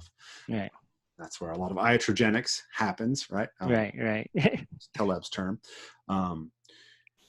So this is why it's important to me to apply Bayesian thinking, right? So if someone says to me, "Hey, I stopped doing warm-ups and nothing happened," right, and it's great, the first thing that pops in my head, and this is an emotional thing and not necessarily a great prior, but I tore my hamstring once sprinting in should have been foam rolling. Sprinting in the middle of January on a really cold day. And I always felt like if I had done a proper warm-up, that wouldn't have happened. And I've just noticed that over the years that I've been doing a lot of my strength training without warm-ups, and that seems to be fine. But for elastic explosive activities, I'm definitely leaning more towards there's a very high utility to a warm-up. And this is one thing where I think it's quite Lindy. I think that if you look at, you can even look at it in animals, right? Like if you watch a wolf pack or a cheetah prior to a hunt, you'll see them go through a series of opening exercises. They yawn, they get down and stretch out their back, right? They're playful for a little while. They kind of jump around. They don't like and go as fast as they can, right? Now, in an emergency situation, they will, sure. But also in an emergency situation, you have a completely different neurohormonal response, right? Your body's willing to take risks and it pumps tons of things into your body. So anyways, that's some of my thoughts on what are the right things to think about to condition our decision-making in fitness. Yeah, I'll touch on that. So there's two things. First is the warm-ups, and second was the anecdote on the martial arts. So maybe let's go warm first, just because that's the most recent thing, and then we'll unwind the stack. So for me, I'm not making any claims that you should not warm up for anything beyond my specific training. Mm-hmm. I just found out like, hey, I'm just going to try this without warming up. And I said, you know what? I'm willing to take the risk of being injured because I have been injured before with warm-ups. So for me, it's like, all right, I've been injured before, so I'm willing to take the risk without warm-ups. Did this for a few years, and I said to Phil, have you tried it? And then he went with it. but this is for the specific stuff that I do, which includes sprinting. I sprint about maybe anywhere from like once to 4 or 5 times a week. I only do one sprint, lasts about 20, 30 seconds. And I always do a walk to my sprint area and then I sprint back. So it may be like, I don't know, 10-minute walk, I don't know, 6-minute walk, I don't know, some amount of walk, and then I sprint as fast as I can back. One sprint only, usually till I hit top speed or until I'm out of breath, one or the other. It's kind of based on whatever I feel like that day, to be honest. I don't do that for any measurable performance way. I do that purely because I noticed we did that in the past. It feels good, so I'm just gonna kind of keep with doing that. That one has zero scientific basis besides the fact that I'm not warming up. But I do walk like 7 or 8 minutes, or maybe 6 minutes. I don't know what it is, but I walk some amount of time. So that maybe that's the warm up. I don't know. But given that, I haven't needed anything additional beyond the walk and I've been doing this for a few years, a few times a week, but one sprint only, not 10 sprints, not a marathon, right? So I'm in no way, do I make any claim that one does not need to warm up beyond the stuff that I've tested, which are basically planche push-ups, rows, So pull-ups, or sprint is almost not a sprint as well. Sorry, right? Can you repeat that? You broke off. A 20 to 30 second sprint is almost not even a sprint, right? I guess it depends on what you define sprint. I'll say that what I do is I run as fast as I can until I either feel like I'm losing speed or I'm out of breath, depending on whatever I feel like that day. So losing speed will come first, out of breath will come second. But one or the other, that's what I do for 20. Like hitting your peak speed, because I mean, generally, if you're doing an effort that long, athletes will naturally pace themselves. If you want an athlete to hit their max velocity, you're usually looking at having them sprint for 7 seconds or under. Yeah, I mean, all I know is I kind of get the feeling like I'm slowing down, right? So I could have slowed down way before at 7 seconds, like you said. But all I do is I kind of feel like slowing down, or I'm kind of out of breath. I'll stop here. I'm not doing this for any measurable performance. I'm not measuring the distance I go and see if I go farther. I'm not measuring my speed. I'm literally just doing this because it feels a little fun, and I feel like it's something we probably should do, just because that one feeling of sprinting seems to be a common thing done in the past. So like I'm just gonna do it. Just feels fun. It's easy. It's quick. That's it. But yeah, like I said, I'm not sure if you consider that sprinting or not. Regardless of what we consider it, that's what I do, and that's the only claim I'll make. Clients who work sprints as well? I'm sorry? You have clients who work sprints as well? I have no clients. I have no history of coaching clients either. This is purely based on a high replication for myself and my fiance for a few years, for a few times a week. One sprint only, a walk and a sprint, or one run only at max, what we feel is max speed. So the only claim I'll make is I think it's worthwhile to test if someone is going to do the exact same thing, which is sprint as fast as you can. Just do a walk and sprint as fast as you can a few times a week, and you'll probably be fine. That's my replicated wisdom. Beyond that, I'm not making any sort of claims on the warm-up. In fact, I think that one should probably, and I think Phil agrees with me here, that one should, for lower feedback environments, such as compared to the things we do, such as MMA or other athletic endeavors that are lower feedback, you should probably just trust the Lindy wisdom there, just because there's probably some wisdom that tells you, hey, maybe you shouldn't warm up. Now, of course, you can test, but like I said, it's a lower feedback environment. So, high cost test. Yeah, it could be a high cost, and it may come like, the 10th time you do it, and then you break your pecs, right, or something. Yeah. So I don't think it's worth it in those environments where it's lower feedback. But I do think that based on, this specific thing that I've done for many years, many times a week, I think the replication is perhaps enough. Now, there are some confounding variables. It could be that, I built up to it over time, right, or something. I don't know, which could also be desirable, maybe your body, if you're still used to warm-ups, you need warm-ups, whereas if you don't, you may be better prepared at doing something without warm-up. I don't know. I'm not claiming any benefits there. All I'm saying, and that's just second order thinking, all I'm saying is for lower feedback fields, such as MMA, whatever, I trust the Lindy that's there. Boxing, whatever warm-up they do in a boxing gym, whatever warm-up you do, I don't know how old the sport parkour is. If it's like only 10 years old, I'm not sure if I trust it. If it's like it's 20, okay, so it's a little longer. And then how many athletes have done it and stuff like that, and have they come to a good convergence? Is there enough injuries in parkour to like death rate, like the survival function, to progress it to no warm-ups? But if it's like a 1,000-year-old sport, I'm not even going to ask those questions. I can just trust the warm-ups that's been done in Greco-Roman wrestling or whatever, right? So in my opinion, I would trust lower feedback fields, whatever Lindy wisdom they have there.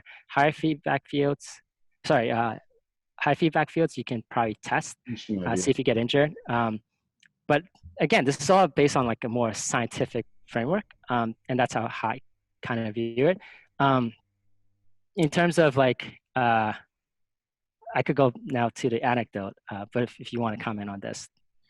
Oh, I was just thinking about, sorry, I got a little off track there because I was thinking about the idea of like, to what degree can we trust any sport to have a continuous tradition, right? So like, lots of Chinese martial arts claim to be thousands of years old. And it's really questionable how much of the tradition of what they're teaching is actually thousands of years old. Something like yoga, most hatha yoga practices seem to have been pretty strongly influenced by Swedish gymnastics, for instance. A lot of the stuff that I see in like traditional kata or like kata, you could say maybe is Lindy, right, in martial arts, but you could also say that it's been empirically tested to totally fail as far as application, right, through MMA. Like if you just do kata, you can't fight. And there's lots of theoretical reasons for understanding why that's true, right, from perception action coupling, motor learning perspective. So I don't do martial arts, but my one thought there is perhaps the kata is helpful maybe for some other reason that has survived. Well, actually, we don't know. Or maybe kata. Yeah, I think we have a very good reason why kata survived, which is that these traditional martial arts were actually taught predominantly in a non-literary way, or so there were no instruction manuals. So the knowledge was codified through a series of movement. Right? I see. So the movements themselves the kata isn't what teaches you how to fight. The kata is how you remember all of the techniques that you teach how to fight with. Is probably a better way to understand that tradition. So my response to that will be, that's a good theory. But I guess my question to you then is, do those Chinese martial arts, did they even have a survival function? Maybe that's probably the reason kata survived. If it's a weak, if it's unnecessary, let's pretend it's unnecessary. Perhaps it survived just due to the fact that there was no fitness function to kill the idiot that was practicing kata when he could have been doing something much more useful, right?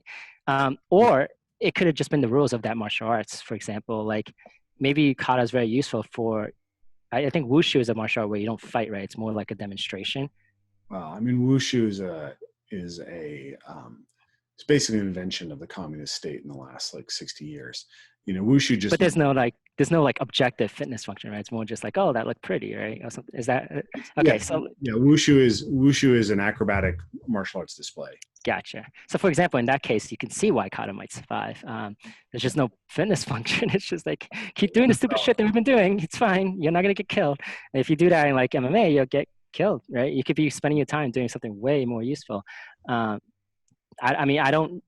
not sure what it is, and you're probably right. Kata may not be useful. I don't know martial arts myself, but yeah, that's just anyway. Tangent. You were going. Yeah. No, I was just thinking about that. I was thinking, how could you confirm the lindiness of different things? I think wrestling has a really good examining wrestling practices across the world is probably one of the best places that people could go to understand what are the Lindy practices in physical practice? Because wrestling's basically cultural universal. There's an extreme, there's a lot of convergent evolution in the way that people wrestle. And if you look at the training systems that are developed for wrestlers and you see them over and over again, then that might be a good way to try to understand what is Lindy in this world. Yeah, one way I would look at Lindy is like kind of, like how long it's been, right? Obviously, but also like how many people have done it, and then also like the frequency that it's done. If basically all of this are proxy for replication, right? More people have done it, more replication, more frequently, more replication, more time, more replication, stuff like that. Like, and then also convergence. Like, so for example, like let's say we could go like, oh, well, people are still eating margarine today, but that doesn't necessarily mean margarine has Lindy in the, if we were to rephrase Lindy as for specifically margarine, be like, what is healthy, what is claimed as healthy to eat and still is, right? So like if you look at margarine, there's so much evidence that seems to suggest otherwise, that I would say has failed the Lindy test, because it hasn't, I would say the amount of time it has lasted was without, strong evidence suggesting otherwise. It's probably like, a decade or so. But like after that, it was a lot of evidence came up, right? Well, margarine started in around World War II, I believe. Okay, so maybe 60 years. But like the point being is, it should be, just because it's still alive today, just because kata is still used today, there's going to be idiots. But as long as there was a fitness function, we have enough, the weight of the evidence suggests otherwise. And that would be where I would say it's Lindy time ended there, right? So like you were saying, like with convergence and stuff like this, there's going to be like crappy schools that still teach crap. But if there seems to be some sort of convergence amongst all the schools that's transcended time and, international borders or whatever, I'd say that will be something. It's a complete newbie. I will be like, I'm going to do that first. I don't care what you say. If they say warm up, I'll do that, right? I will follow those things until I know better or whatever. But like until I feel like, oh, this is a high feedback environment, I can test this myself, which I don't think it is. But I'm just saying, say I get deep into martial arts and I feel it is high feedback, right? I may skip on the warm up, but like, to be honest, as a complete noob, I'll be like, hey, this looks like a low feedback environment. This specific warm up with this specific thing has transcended time and borders and still done today across many cultures, frequently in every single, sparring session or whatever. Then I'm going to do that, hands down. I don't need to know the mechanism, how the tissues get warm or shit like that, right? I don't need to know that. Like, I just need to know, like, has this been done? And there's some reason it survived. And as long as there was some survival function, which I would say that if there is not a concrete survival function, if it's been 10,000 years, I don't need a concrete survival function. But if it's been like 100 years, I want to see that there's a survival function there. So the shorter the time, the more constraints I'm having, unless it's a high feedback environment. The more low feedback, the less the time it's been around, the more I'll see like, I'm not sure if I'll trust Lindy fully here. The more the time has passed, and then I'm like, okay, yeah, sure. Or if it's high feedback, like physics, like, all right, tomorrow someone can discover something and I'll trust it right away. Like, it's fucking physics. Like this, like, it's true that, like, for example, not anymore, right? I mean, like, I know, like, for example, physics as it used to be. Yeah, like, for example, like Newtonian physics, Einstein kind of said, like, as you approach the speed of light, apply the Lorentz transformation, stuff like that. You need to apply little transforms and stuff, or like quantum mechanics, you can actually run through a wall if you do enough times. The smaller you are, the more likely it is to happen. But like, barring these instances, physics is fairly high feedback, right? Especially if you preface it under a specific context. Like, if I'm of this size and I run to my, if I'm of this size, sorry, I'm yelling, and I try to run through a wall, I guarantee you will not go through that wall, right? Like, it's pretty high feedback. So I don't need Lindy necessarily for that. If someone comes out with some sort of new thing, everyone's tested, it's going to come to the same result. It's like, okay, it's good enough. But the lower the feedback, the more time I want, and the less the time there is, and it's still low feedback, then I want to see survival functions. I have more questions to ask. I may not even partake in that field to be honest, it's just too new. I won't read a book that's like new. Like it's just it hasn't been tested. Like I'm not gonna waste my time to read a book that's too new, unless it has like somehow it like struck my interest, and then maybe I'll read it. But even then, I may not. Even iconic figures that are in this day, like Taleb he made an exception just because I was talking to people and they told me about him and stuff like that, and I didn't know about Lindy back then, so I guess I got fooled. But the point is, I probably, knowing what I did now and not knowing anything about Taleb, I probably wouldn't read Taleb, to be honest. So yeah, like I think the only place I'll trust practitioners that are alive now are ones that are in high feedback things, like if you're doing brain surgery, if you're in physics, plumbing, carpentry, things that are like high feedback. But I'm not gonna trust any, like a self-help person, for example, that's alive today. I'm not gonna trust Tim Ferriss, stuff like that. I'm not gonna waste my time on Tim Ferriss and things like that. Basically, like that's kind of how I view Lindy, in terms of what's Lindy, what's not, when do I apply criteria on top of that in terms of decisions on the uncertainty. Sure. I was curious to hear your response to the anecdote. You were going to go into that, and then I want to ask you a little bit about the Big Five and how you guys are programming that, and then if we have a little bit of time, I'd love to touch base on finance and coronavirus before we're done. Oh, I love that. Yeah. So anecdote. I think your anecdote is actually quite interesting.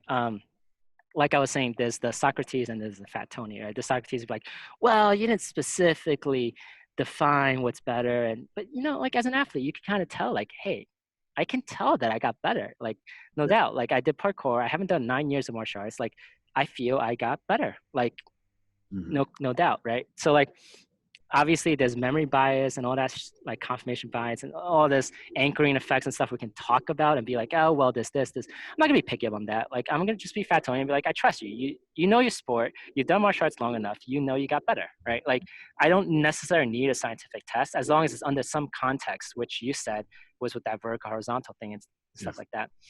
My only thought on that, and I have, again, no dispute with all that stuff, is if the question was phrased not as, does parkour make me better, but what is the thing that can make me better, the best in all these things, right? Like, then I could say like, well, you could have just done 9 years of martial arts. You would have been way better, right? Like, you would probably agree. And maybe if you did 9 years of martial arts, you'll be better in parkour as well.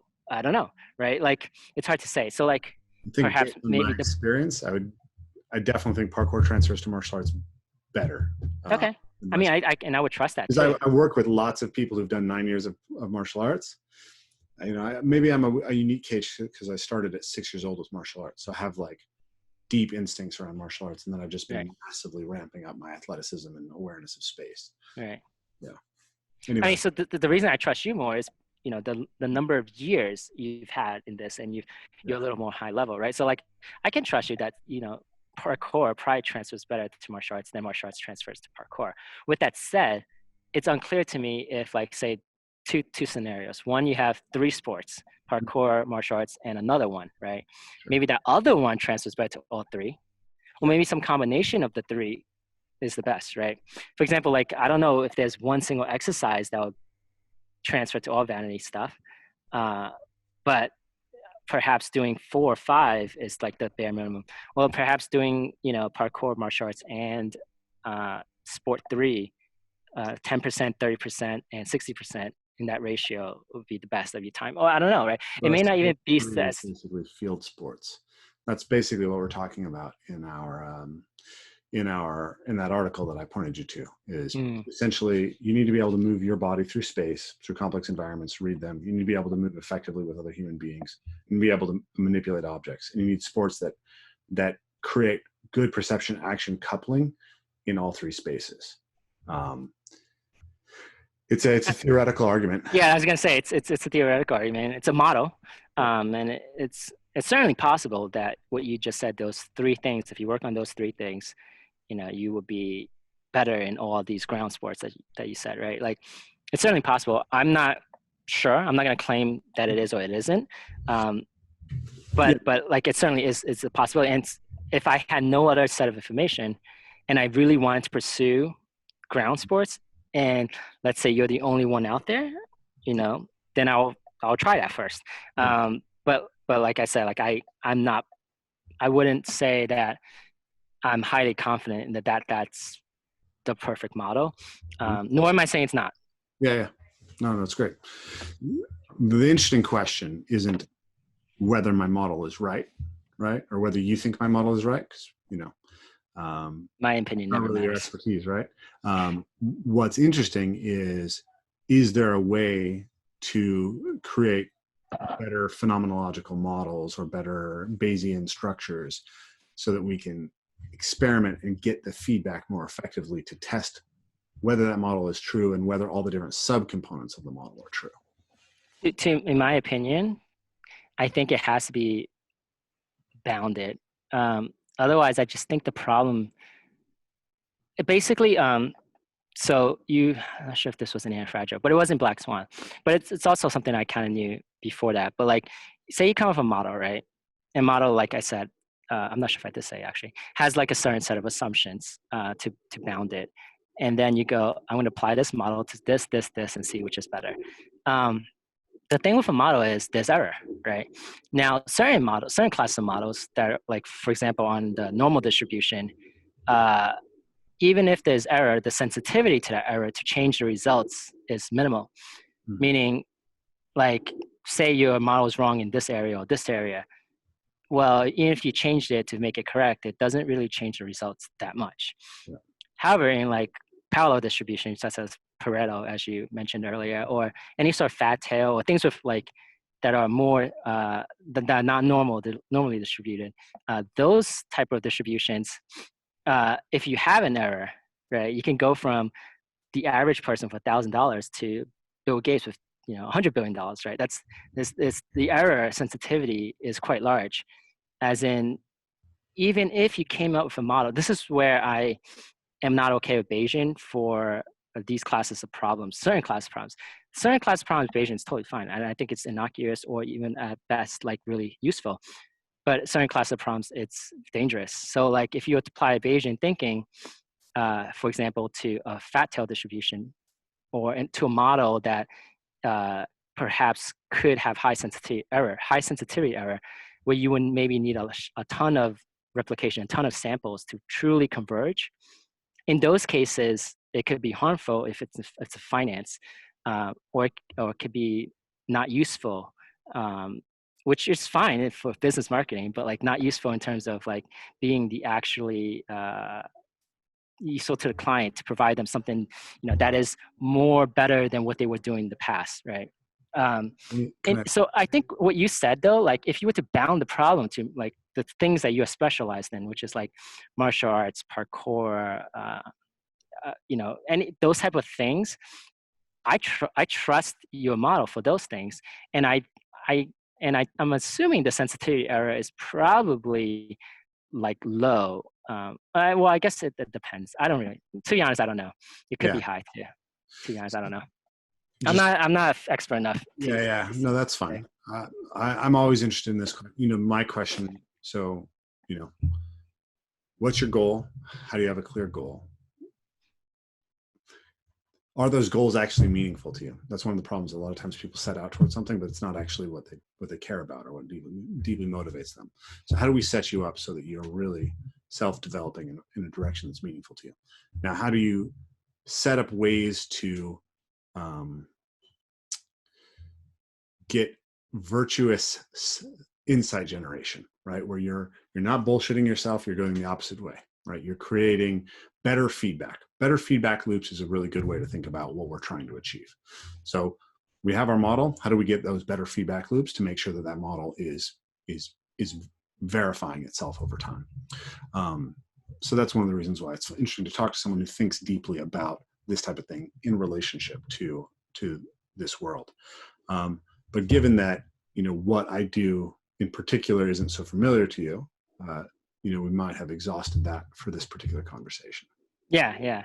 The one thing I would say I find interesting with goals, and I'm not against goals, by the way, but there is I would say, an iatrogenic towards goals. When you are so goal-driven, you may what's that phrase? Miss the trees from the forest, or forest from the trees. Miss the forest for the trees. Yeah. Right. I think a lot of times, for example, even when I was doing strength training and stuff like that, some of the best discoveries I've made were serendipitous, like they just came out of nowhere. Had I been so goal driven without exploring on that serendipity, like it was like, I think one time I was like, oh, I only did one set and I didn't get to work out for like quite a number of days, but I still got stronger. And I was like, oh shit. Now, if I was so goal driven to make sure I get, that three days of workout a week or whatever, like I may never have try that out. But if serendipity comes knocking on your door, it's sometimes maybe okay to, veer off path. That tinkering is sometimes what creates positive black swans. Now, obviously, certain environments, there are no such thing as black swans, mediocre, for example. But certain environments there are. So like, it may not matter as much in strength training, but like in finance, if you ignore that, you could be missing a large opportunity. So like, I think it's important to be mindful of serendipity, not be laser focused on the goal or even proximate goals, because sometimes the way to your goal is actually roundabout. Like it's circuitous. It doesn't necessarily take the proximate, easy path that you see. It may actually take some other path that you may not know until hindsight comes later. So familiar with explore versus exploit models or dynamics? I'm not, but I'm guessing what I'm talking about is more explore instead of exploit. So basically what you're saying is that if you're too one way to look at what you're saying is that if you're too goal focused, you end up exploiting something, but it may not be the optimal place to be exploiting in the landscape. So you have to have an explore function. Exactly. This is something that comes out of like AI research and game theory. Yes. Right. Yes. So you need to balance those two things. Yeah, you need some perturbance to like see what's around. I'm a software engineer, so I actually follow that. I was a former software engineer, so I followed that. So then we also have like, so another way to think about this is basically practice versus play, or discipline versus play, right? So you want to balance some sort of ordered consistency, repetition, with some way of regularly introducing novelty. This is one of the reasons, like I actually think it's funny. Jordan Peterson is probably my biggest intellectual model, right? And I actually think that his insights and Taleb's insights are extremely convergent, but Taleb hates Peterson. And I don't know too much on Peterson, to be honest. Yeah, and I actually understand why Taleb hates Peterson, because Taleb's thing is about people over narrativizing, right? And Peterson's thing is all about how we understand things through the narratives. But I find the narratives very powerful. And part of his central narrative is essentially that you can look at being as being divided between chaos, order, and the individual that mediates between them, right? So when you become too ordered, things become stagnant, right? When you become too chaotic, things start to fall apart, right? So you deteriorate in either direction. The way, the Tao, is essentially that place of perfect balance, which is very much like Mihaly Csikszentmihalyi's flow state, and it's really basically, a lot of what Taleb is advocating, as far as I can tell, right? You need to introduce new sources of information regularly that can test what you're doing, but you also have to have structure, right? Barbell strategy, all that stuff. It all looks very similar to me. I'd love to chat with you about it more.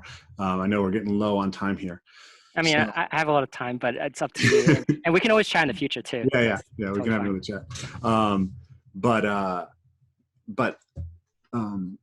So I think that, what I discovered through my physical practice, you remember Stephen Lowe, I imagine. Yes, I know Stephen Lowe, yes. So Stephen introduced the idea of SMART goals to the parkour community: specific, measurable, actionable, realistic, time sensitive.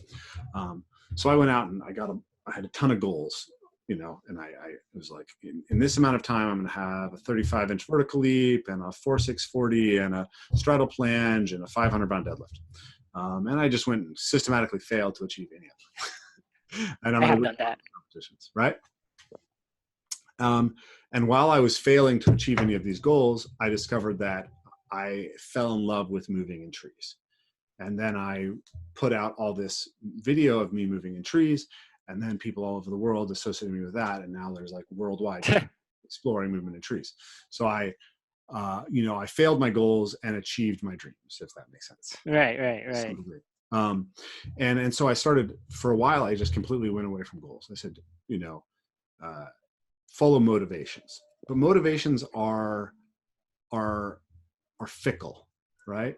They also, you fall apart, right? Like eventually, like I started getting injured and I was getting overweight and all these things are happening that weren't good because I didn't have enough order. Right. So find this balance between order. That was when I encountered Jordan Peterson's work. It was like the idea of the heroic archetype, the person who can forthrightly confront the chaos of being and the tyranny of order and bring what is good out of it. That was a goal big enough to be oriented towards. That was the type of goal that could structure everything. But within that goal, it naturally invites you to play with that exploit versus explore, right? I'm getting some training, it's working. Should I exploit this training, or should I go explore and see if something else might be better? So if you only exploit, you get stuck in local optimum. Yes. If you only explore, you never get anywhere, right? Or you never make progress. Right. So we have to find that balance between them. Yeah, I mean, I could definitely see an intersection with that explore model, and kind of like similar to like what I go by, which is I kind of tinker, and then it's like, oh, this seems like it's working. All right, let's dig deeper. All right, now it's kind of like working. I'll play around, tinker some more, or I reach a happy medium where I'm just like, oh, I'm good here. I'll try some other field that I'm interested in, and it may just be like, oh, I'm gonna start looking into more in this thing with finance. I'm gonna try to do more of this thing with software engineering or something like that. It may just be orthogonal to physical activities and stuff like that. So like that's basically like kind of how I go. I either get bored of it entirely, or I dig deeper, or I tinker in that specific field and look for other opportunities, if you will. Yeah. So we've got on very philosophical. Let's get a little practical for the audience here. You said there are 5 exercises that you've found basically carry over to all the strength exercises, essentially, that people care about, right? Right. At least most people will care about these exercises, right? If you're a rock climber, maybe this isn't going to be everything that you need. If you're like for me, I got to do a bunch of ankle stuff and knee stuff specifically. Yeah, I would say it's more like carry over to the Instagram stuff. So if you want to show like your bench press, or you want to show like your plunge, or you want to show your overhead press, or you want to show your deadlift, this is probably the least amount you can do while still being able to explore other things or exploit other things that you outside of strength and conditioning. It's basically to get you out of the strength and conditioning world and more to the things you want to do. Yeah, and I'm super down with that, right? I want to spend lots of time swinging around in trees and kicking people and dancing, and as little time as possible lifting weights. I don't enjoy lifting weights. I just enjoy it a lot less than other things. Right. I enjoy it to the amount of time that I've allocated that week. But yeah, like other things I prefer, just like reading about finance, reading about software engineering, talking to my fiance, going for a walk, meditating, stuff like that. Those bring me more joy and personal fulfillment, I think, than years in the past where I did spend more time in just strength training, or even trying to get into like, certain other athletic things, which I'm not, and then I'm just like, I'm not too interested in, right? Like you've kind of figured out what you want to do, but at least I can spend the least amount of time on that, because I can say like, I don't think I need more time. Sure.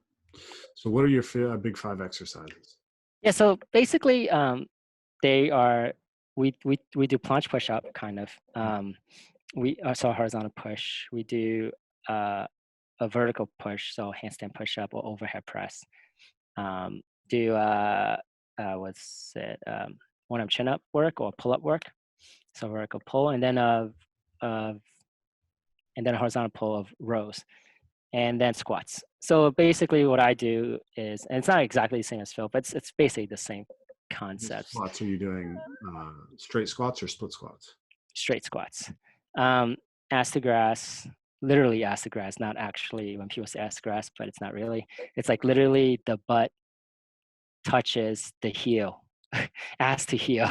I think that makes it more accurate. But that, and basically what I do is around once a week. Sometimes it's longer, sometimes it's shorter. There's no, goal or teleologicalness to it. It's more just around the week, generally Wednesday or Thursday, because those are usually the days where I'm just like, I'm gonna have more free time. Monday, Tuesday is more grocery shopping.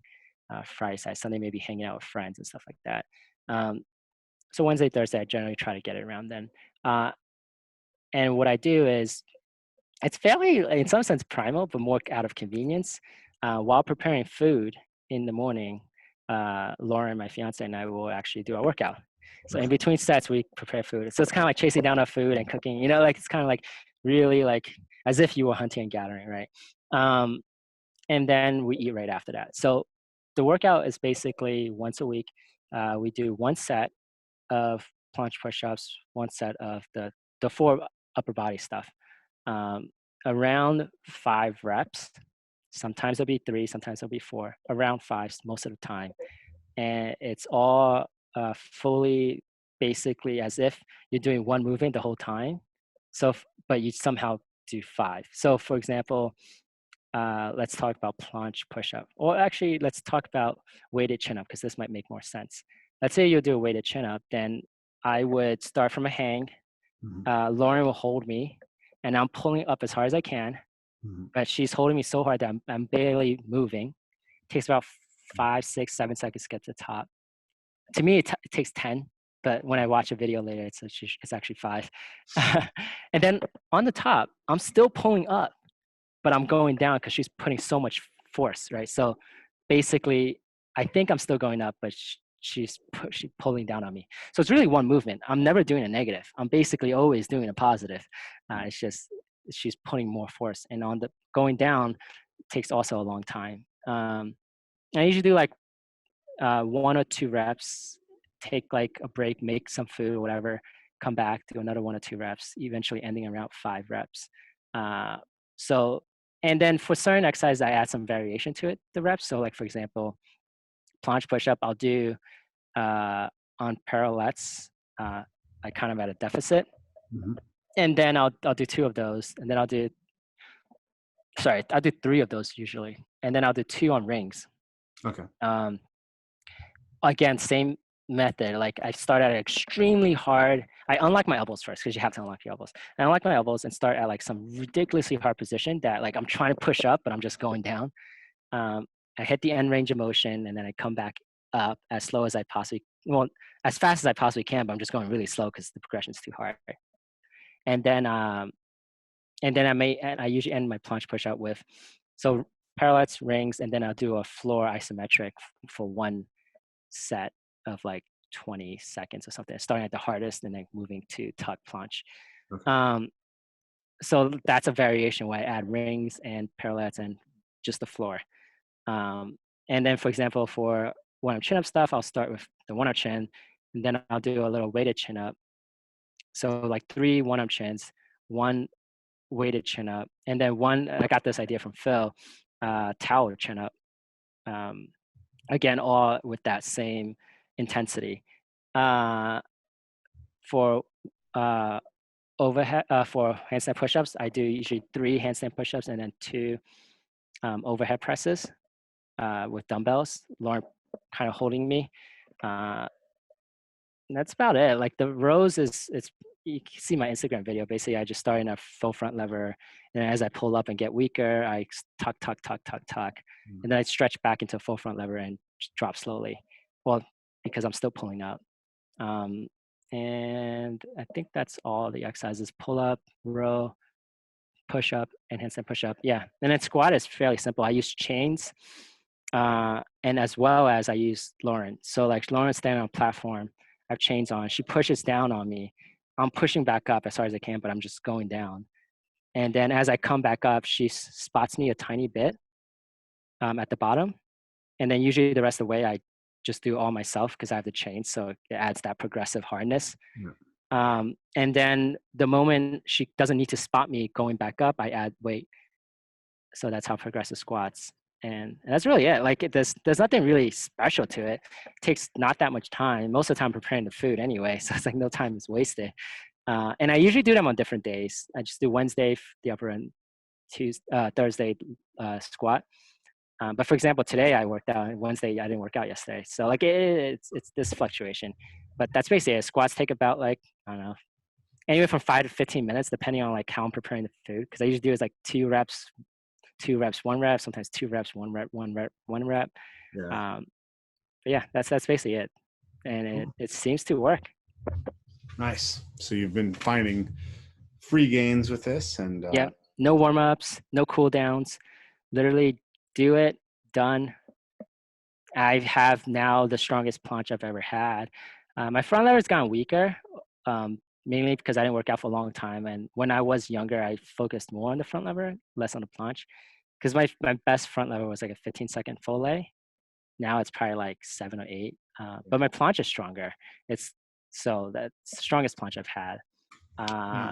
When you're training, like when you're doing, say, Ito's work or Christopher Sommer's work, what was the volume that you were doing per week compared? Oh my God. So, if he'll ever watch this, I never did his full program. I literally did like half his program, still making progress. But dude was like, oh, make sure you good job that you did my program. And I was like, yeah, thanks. Actually never did your program, the half of it. But the volume was intense. It was like, if I were to do his entire program, I think it was like probably like 3 hours, like 6 days a week or something like that. One, like every 2 or 3 workouts, you could do a half volume, and then there's accumulation intensification phase. It was just like, it's almost like you created a Rube Goldberg for like fitness, like, to be honest. Like it's like you intentionally complicated it. But it'll work. I mean, it's very like it'll work. Like if you put in the time. I'm not sure if it'll work better than what I do. It might. I can certainly say you put in more time. What I put in about, I think I calculated this, what I put in like 3 years is what he probably puts in 1 week. I literally calculated this. So like, that's a lot of time I could spend making millions of dollars. Like, it's time that's, could be significantly spent on other endeavors besides being like an animal, if you will, literally an animal. People, I've talked to a lot of people about one-arm handstands, and, people said, 3 hours a day for 2 years or something like that. And I was like, dude, how many belts in jiu-jitsu could you get at the same time for one skill? Yeah. How good are you get at parkour for one skill? Even like any sport. Pick a sport. Yeah. Pick a sport. Pick even a mental topic, like make money. Yeah, books. Like how much finance could you learn? Could you become a software engineer in that time? Like, could you get a college degree in that time? Like at some point, there's the distinction between, animal and Homo sapien. Like, Homo sapien stands for like wise man or something, right? like, are you a wise man, or are you just replicating what a monkey can do? Right? At some point, like, you have to think like, what makes humans special, right? Like, and in my personal belief, I can't say for sure, it's astrology here, but like, if we can at best replicate an animal, I think that's saying something, to be honest. And then, like I'd imagine we had to use a little more than pure replication, pure repetition, right? Like there's probably something else, something like what we're doing here. That's not something you're going to find with monkeys. Absolutely. We're able to generate ideas in a way that no other animal is. Exactly. So that's awesome. Yeah. So it sounds highly efficient. I definitely think it's worth people giving a try. 5 exercises. I noticed Phil's a huge fan of the split squat and the RDL, which I guess would be in the same lower body family as the squat for you, but you're just using the squat. So I did try split squat. Interestingly, I have terrible flexibility. Mm-hmm. So I did it on a platform with a front foot elevated platform. Mm-hmm. My squats went down, but Lauren, my fiance, she has really good flexibility, and she didn't do it on a platform, and her squats went up. I told Phil the results of my experiment, and he said, "Did you do it front foot elevated?" And I said, "Yes." And he said, maybe that's a possibility. And I said, "Could be." So perhaps if you just want to gain, I I don't have good split squat flexibility, but I have really good Asian squat. I'm Asian squat flexibility. So for me, I just prefer just do the squat. Additionally, squat takes less time, but I guess if you like, say, want to build a split squat, I see no reason to say, for example, instead of doing 5 squats, why not do 3 squats and 2 split squats, right? Like, I think my thought is, don't add to frequency, like don't add volume. Try to see if you can do it with that same set of efficient time and just replace one of the reps. So like that's what I do right now. If like planche push-ups or overhead press and handstand push-up, or like you can do squats and split squats, or split squats and RDL, right? Like 2 reps squat, 2 reps to squat, 1 rep RDL.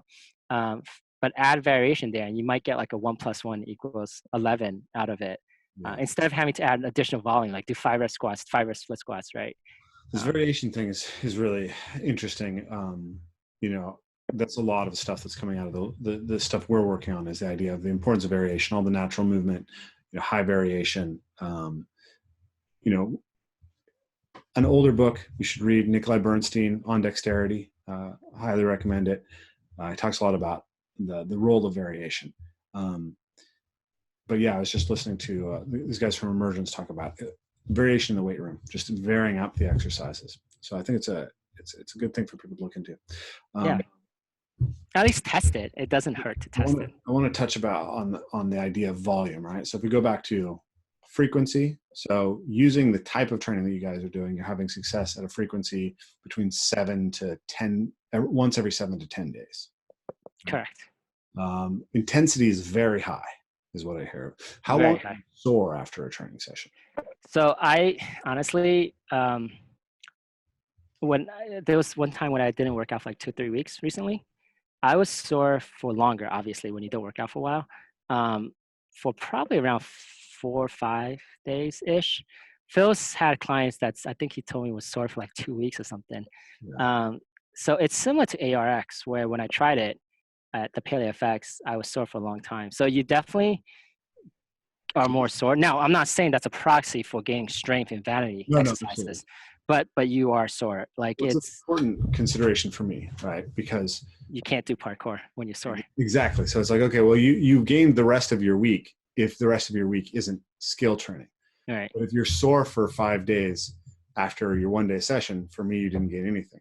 Correct. So I've had success on very high frequency protocols because they can keep me from exactly. I'll do like a grease the groove type protocol, and right. 3 pull-ups 10 times a day. Right. So I think that's just an interesting thing for people to pay attention to.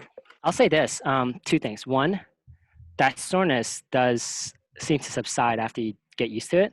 Mm-hmm. However, I have noticed a markedly decreased performance when I just like, hey, let's see how my planche is the next day. Even if I'm not sore, my planche is significantly weaker, significantly.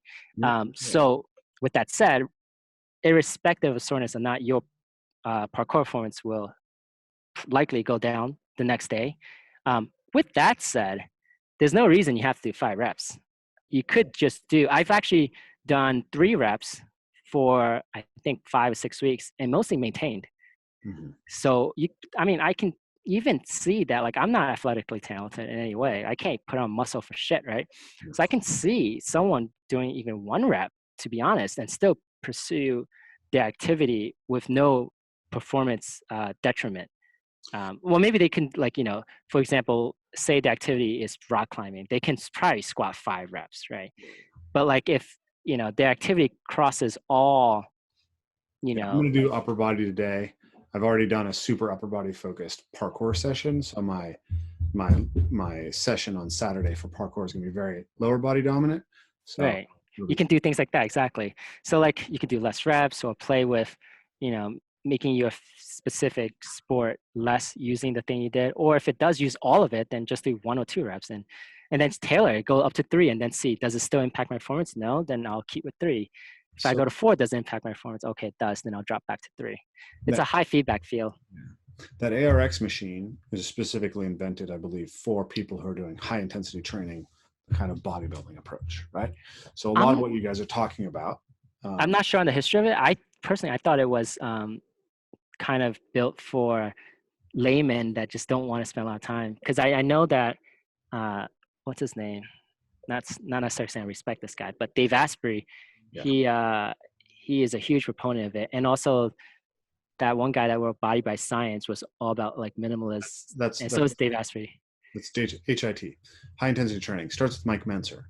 Doug McGuff. Well, I was thinking it was Doug McGuff or something, right? Yeah, no? Doug McGuff is in the tradition of Mike Mentzer. High intensity starts with Mike Mentzer. Doug McGuff is Body by Science, which is deeply influenced by that. Gotcha. I'm not too sure on the history here. But what it sounds like to me is what you guys are doing with body weight is essentially.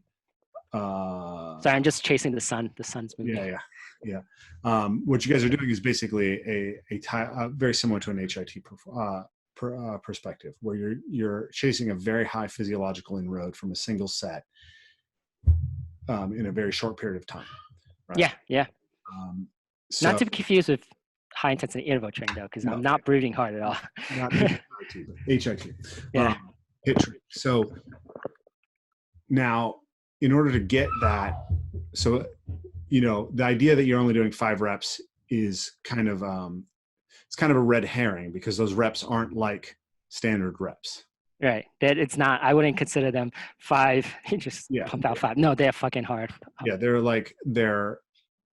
the way that HIT guys look at this is time under tension. So your total time under tension in your workout in a planche or in a pull-up is probably more similar to someone doing like 30. Yeah, it may be. And not only that, I would even argue that it's more intense, right? Someone doing 30 may not be that intense. Yeah, they won't be able to achieve the same intensity. But I would say, like, even timing it, potentially faster. Yeah, so like I would say timing it, like it's approximately 5 seconds concentric, approximately like 6 or 7 seconds eccentric.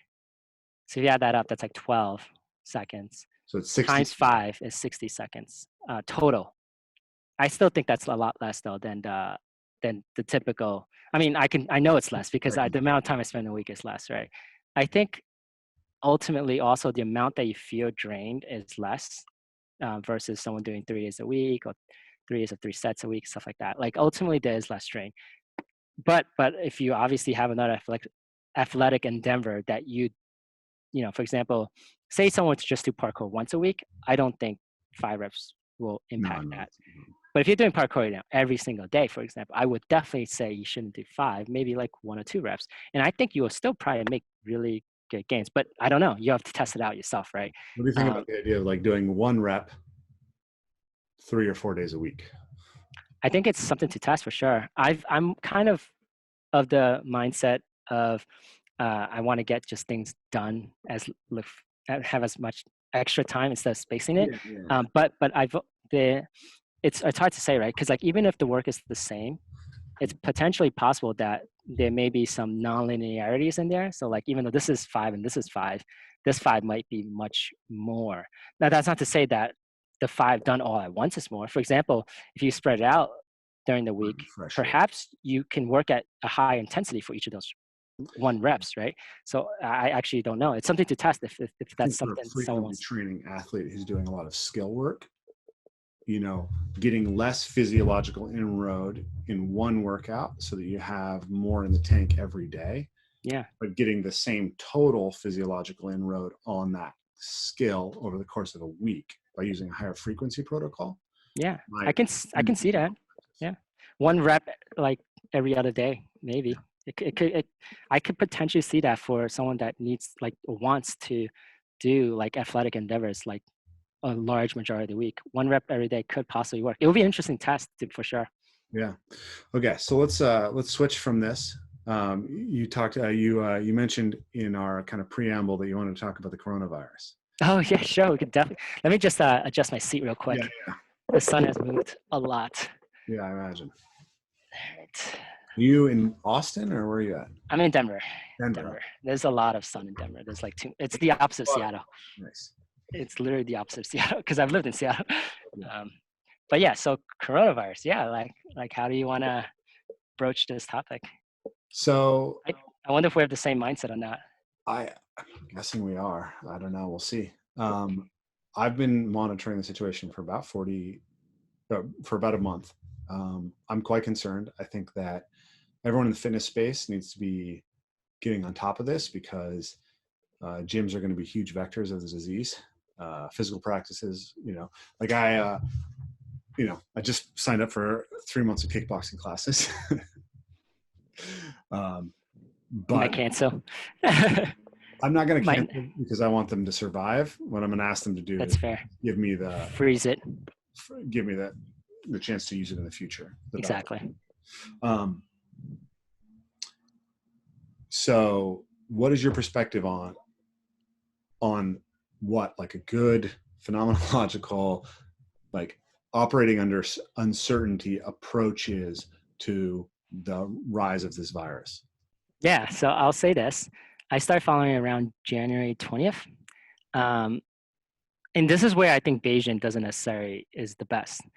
Because at that point in time, it depends on your set of priors, but you can imagine conceivably someone coming with a set of priors that says, oh, well, it doesn't seem worse than the flu, so it's not something to worry about right now. And I'll update. I think that'd just be bad Bayesianism, honestly. That's what's up? As far as I'm concerned, that'd be bad Bayesianism. Like, we had the numbers. The numbers don't make sense. No, I'm saying like even earlier than that. When I was following, it was around, I think, 400 total cases in China or something like that. Mm-hmm. And like maybe a few deaths. At that point in time, I could see a Bayesian just being like, I can see two Bayesians. One be like, okay, well, we've had pandemics in the past. I can see this. My prior is this is a pandemic, mm-hmm. right? 100%. Another person can be a prior like, well, I'll give it like a 98% chance that it's not going to be that bad, and 2% chance it's going to be as bad, right? Or something like that. And I'll update given my posteriors. But like for me, my methodology under low feedback, high complexity, high power, like a power law distribution, right? Extremist scenario where, for example, people are like, oh, this many people die every year in a car accident. You're not going to see, let's pretend it's 1 million. You're not going to see that 1 million become 1 billion the next day or the next month. It's going to stay at 1 million. But in these type of scenarios where it's power law, you can literally go from, this thing only kills 100 people to this thing kills 1 billion people, right? Like that can happen. That's the difference between a distribution that's, fairly normal to a distribution that's fat tail. You can go from one to the next without like the next day or something. Yeah. So when I first heard of this, there was like under 1,000 cases, something like that, around January 15th, 20th, I forget. And I like Taleb would say, panic early is better than panic late. When you panic early, there's no consequence. Yeah. When you panic late, you may not have, even if you don't catch the coronavirus, right? You may not have the ability to get your grass-fed beef or whatever, right? Like there may be none left. What are you going to do? You're going to eat your McDonald's? Like, fine, you could. I'm not against that. I'm just saying, like, if you want what you want, panic now, get it. There's no downside, right? So like stocking up was a huge thing in my mind. I got masks way before it ran out. It ran out literally on like January 23rd or 24th. I got masks from my parents. And there were people like that go like, oh, well, this only kills old people. But it may just be that younger people take longer to get killed. And we're not seeing that yet, right? For example, the Spanish flu, which was only called the Spanish flu because Spain was the only one reporting cases, just like, US isn't reporting cases type thing. It's called the Spanish flu. During the Spanish flu, more young people got killed. The theory is that cytokine storms, basically your own body, your immune system is so strong that it destroys your own lungs and stuff like that. But when you're older, you have a weaker immune system, right? So like, it's hard to say if this is going to kill more young or old. We still don't know. Like, you don't know, even at this point, right? We don't know. I think that, I mean, from a Bayesian perspective, you have to be able to operate off of some kind of information, right? And you can make educated guesses based on the probabilities. Well, right now, also, let me say this. People are like, okay, people say it's just the flu. Well, it's like, no, it's much more virulent than the flu. And the evidence shows that it's has a much more higher mortality rate, and there's high uncertainty about what the mortality rate actually is. Correct. Which means you should be very cautious. If the mortality rates are correct, it's 0.4 for someone in their 30s, I believe. So 4 people out of 1,000 will die. But this is based on the Yeah. exactly. Just for a second, you can dismiss that as not that dangerous, but it's substantially more dangerous than, for instance, skydiving or having sex with someone who's HIV positive without protection. Right. Those are things that people think are very risky and choose not to do. Right. A single episode of sexuality, right? So that's not actually that low risk. The reason that something like the flu, it takes a lot of lives, but it doesn't take that many in a concentrated fashion, is because it's not propagating that fast through the population. So something that has the same lethality as the flu, but which everybody gets, right? Or that everybody gets at exactly the same time. Right. It's massively disproportionate on an impact. And people just, they don't think, we don't have good priors. Like from a Bayesian perspective, I think a lot of our thinking around this ends up limited because, one, we don't think probabilistically. We don't have models in our heads for things like power law distributions, or even really understanding normal distribution or where their fat tails are. And we don't have the historical timelines. Nobody remembers the Spanish flu. Now, I study a lot of history, so I realize that pandemics are an incredibly major mover in human history. So I realize that, it's much better to be wrong. It's much better to have false positives about potential pandemics than false negatives. They're just way more. The false negatives are just way more costly. Yep. So there's this thing called normalcy bias, where even if someone's panicking even if there's danger in the room, if no one's panicking, you won't panic. So they say one of the most important things with pandemics is get people prepared, because they're not going to prepare themselves. And the one thing, like I was saying with the young people, we won't know until all the cases actually come to full recovery and no reinfections. There seems to be a reinfection. I'm not sure if you've heard of this. No. So as in, if you recover, you could get affected again. There seems to be a lot of cases of those.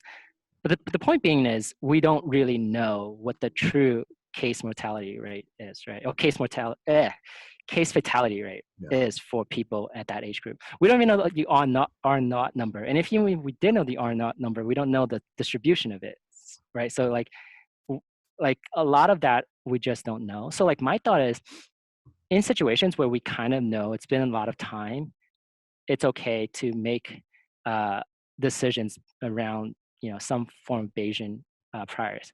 But like, for example, say it's something that we just don't know yet. If the downside to being ready is not much to you, just take it, because you don't know the downside the other thing is. Like I said, if it's a multiplicated process, you don't know. You don't understand. The downside to getting ready for our country now is enormous, right? There's going to be, I saw a speculation, they're looking at $380 billion of losses to global GDP in the first quarter of the next year. It's pretty bad. I've been following this. Supply chains are getting disrupted everywhere. We're starting to see some bankruptcies. Like, countries are trying to lower interest rates and try to inject money to save it, but you can't save. You can't use money to stop a virus. It's not gonna. It's very hard for people to make cash liquid when they can't. Exactly. It's unfortunate for business. And this is unfortunate, but a lot of businesses will fail, particularly small and medium-sized ones, which is unfortunate. I mean, I wish this didn't have to be a case, but unfortunately, we built up this very fragile system, a lot of debt, right? When you have a lot of debt, it's hard to be more liquid because you need to make debt payments and stuff like that, right? So it's kind of unfortunate, but this is gonna happen. We're gonna start seeing bankruptcies for the first time in history. There hasn't been any. It just doesn't make any sense. A lot of crap has built up, and that crap, including not crap, unfortunately, but a lot of crap will die out. A lot of great businesses are going to die out. Exactly. Unfortunately, great businesses. Parkour gym, martial arts gym, movement gym space. These are all my friends, right? they're going to get hurt, unfortunately. I know a lot of them are operating right on the margin. Yep. So Yep. we've been Restaurants. a long time, and we should get off, but I wanted to just, while we're on coronavirus, I know one of your big areas of kind of where you play and you think a lot and apply these ideas is finance. Yes. There's going to be a lot of shit going on due to Corona in the financial world. How should we operate financially under the uncertainty of what's currently going on? I think honestly, if a person doesn't have any knowledge of finance, they should just be cash liquid right now as much as possible, because you're gonna need that. I'm talking to the average person, they're gonna need that disposable income, right? To like when they don't have a job, when stuff like that, it's gonna happen. You're gonna need disposable income. Now, if they do know a little bit more finance, but they're trained in like the traditional finance school, I would say diversification is not going to save you. I think everything correlates to one in a crash. If there is a crash, which to me I think there will be, but I can't say for sure. But if there is, I think it'll be pretty hard. At that point in time, diversification won't save you, because if everything correlates to one, you didn't actually diversify. You amplified your risk. Diversification, in my opinion, is probably better for making bets than it is to save your ass. I think that's just a lot of things that we've been taught based on this, thing where we think that investing is under a normal distribution, which it's not, which it seems to have been disconfirmed, pretty strong evidence. So in that case, things will correlate to one, and you'll amplify your risk. So if you do know some stuff on finance, I'd recommend what you could do is buy tail protection, basically use like options to hedge your portfolio. If you do not know how to do that, then again, just stay cash liquid and buy stocks when things have crashed a lot. You can look into things like possible safe havens like gold. You could put your money in short-term treasury bills to get some amount of interest. But beyond that, maybe you can like dabble and buy a bunch of options on random companies, like small amounts of money, like $100 each, or buy some Bitcoin. Maybe it may go up, and it's questionable if it becomes a safe haven or not. But if it does, it may go up a lot. If it were to become like digital gold, yeah, that's probably the best advice I can give. But in this case, it's better than, like, for example, the markets dropped, let's see, today, 3.39%, which is pretty massive. Yeah, like it's gonna be a tough environment moving forward. Yeah. Cool. Well, I think that's probably something we should. I think we need to go a lot deeper to unpack that at all. So I think I'll leave that on that advice. Hopefully that helps a lot of people. Yeah, for sure. I appreciate you being on, Erich. It was a real pleasure, and we'll have to do this again. Yeah, let me know if you want to. Thanks for listening to the Evolve, Move, Play podcast.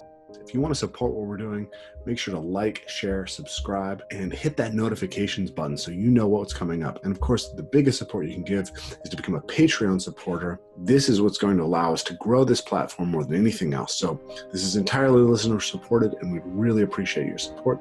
And we look forward to talking to you again soon.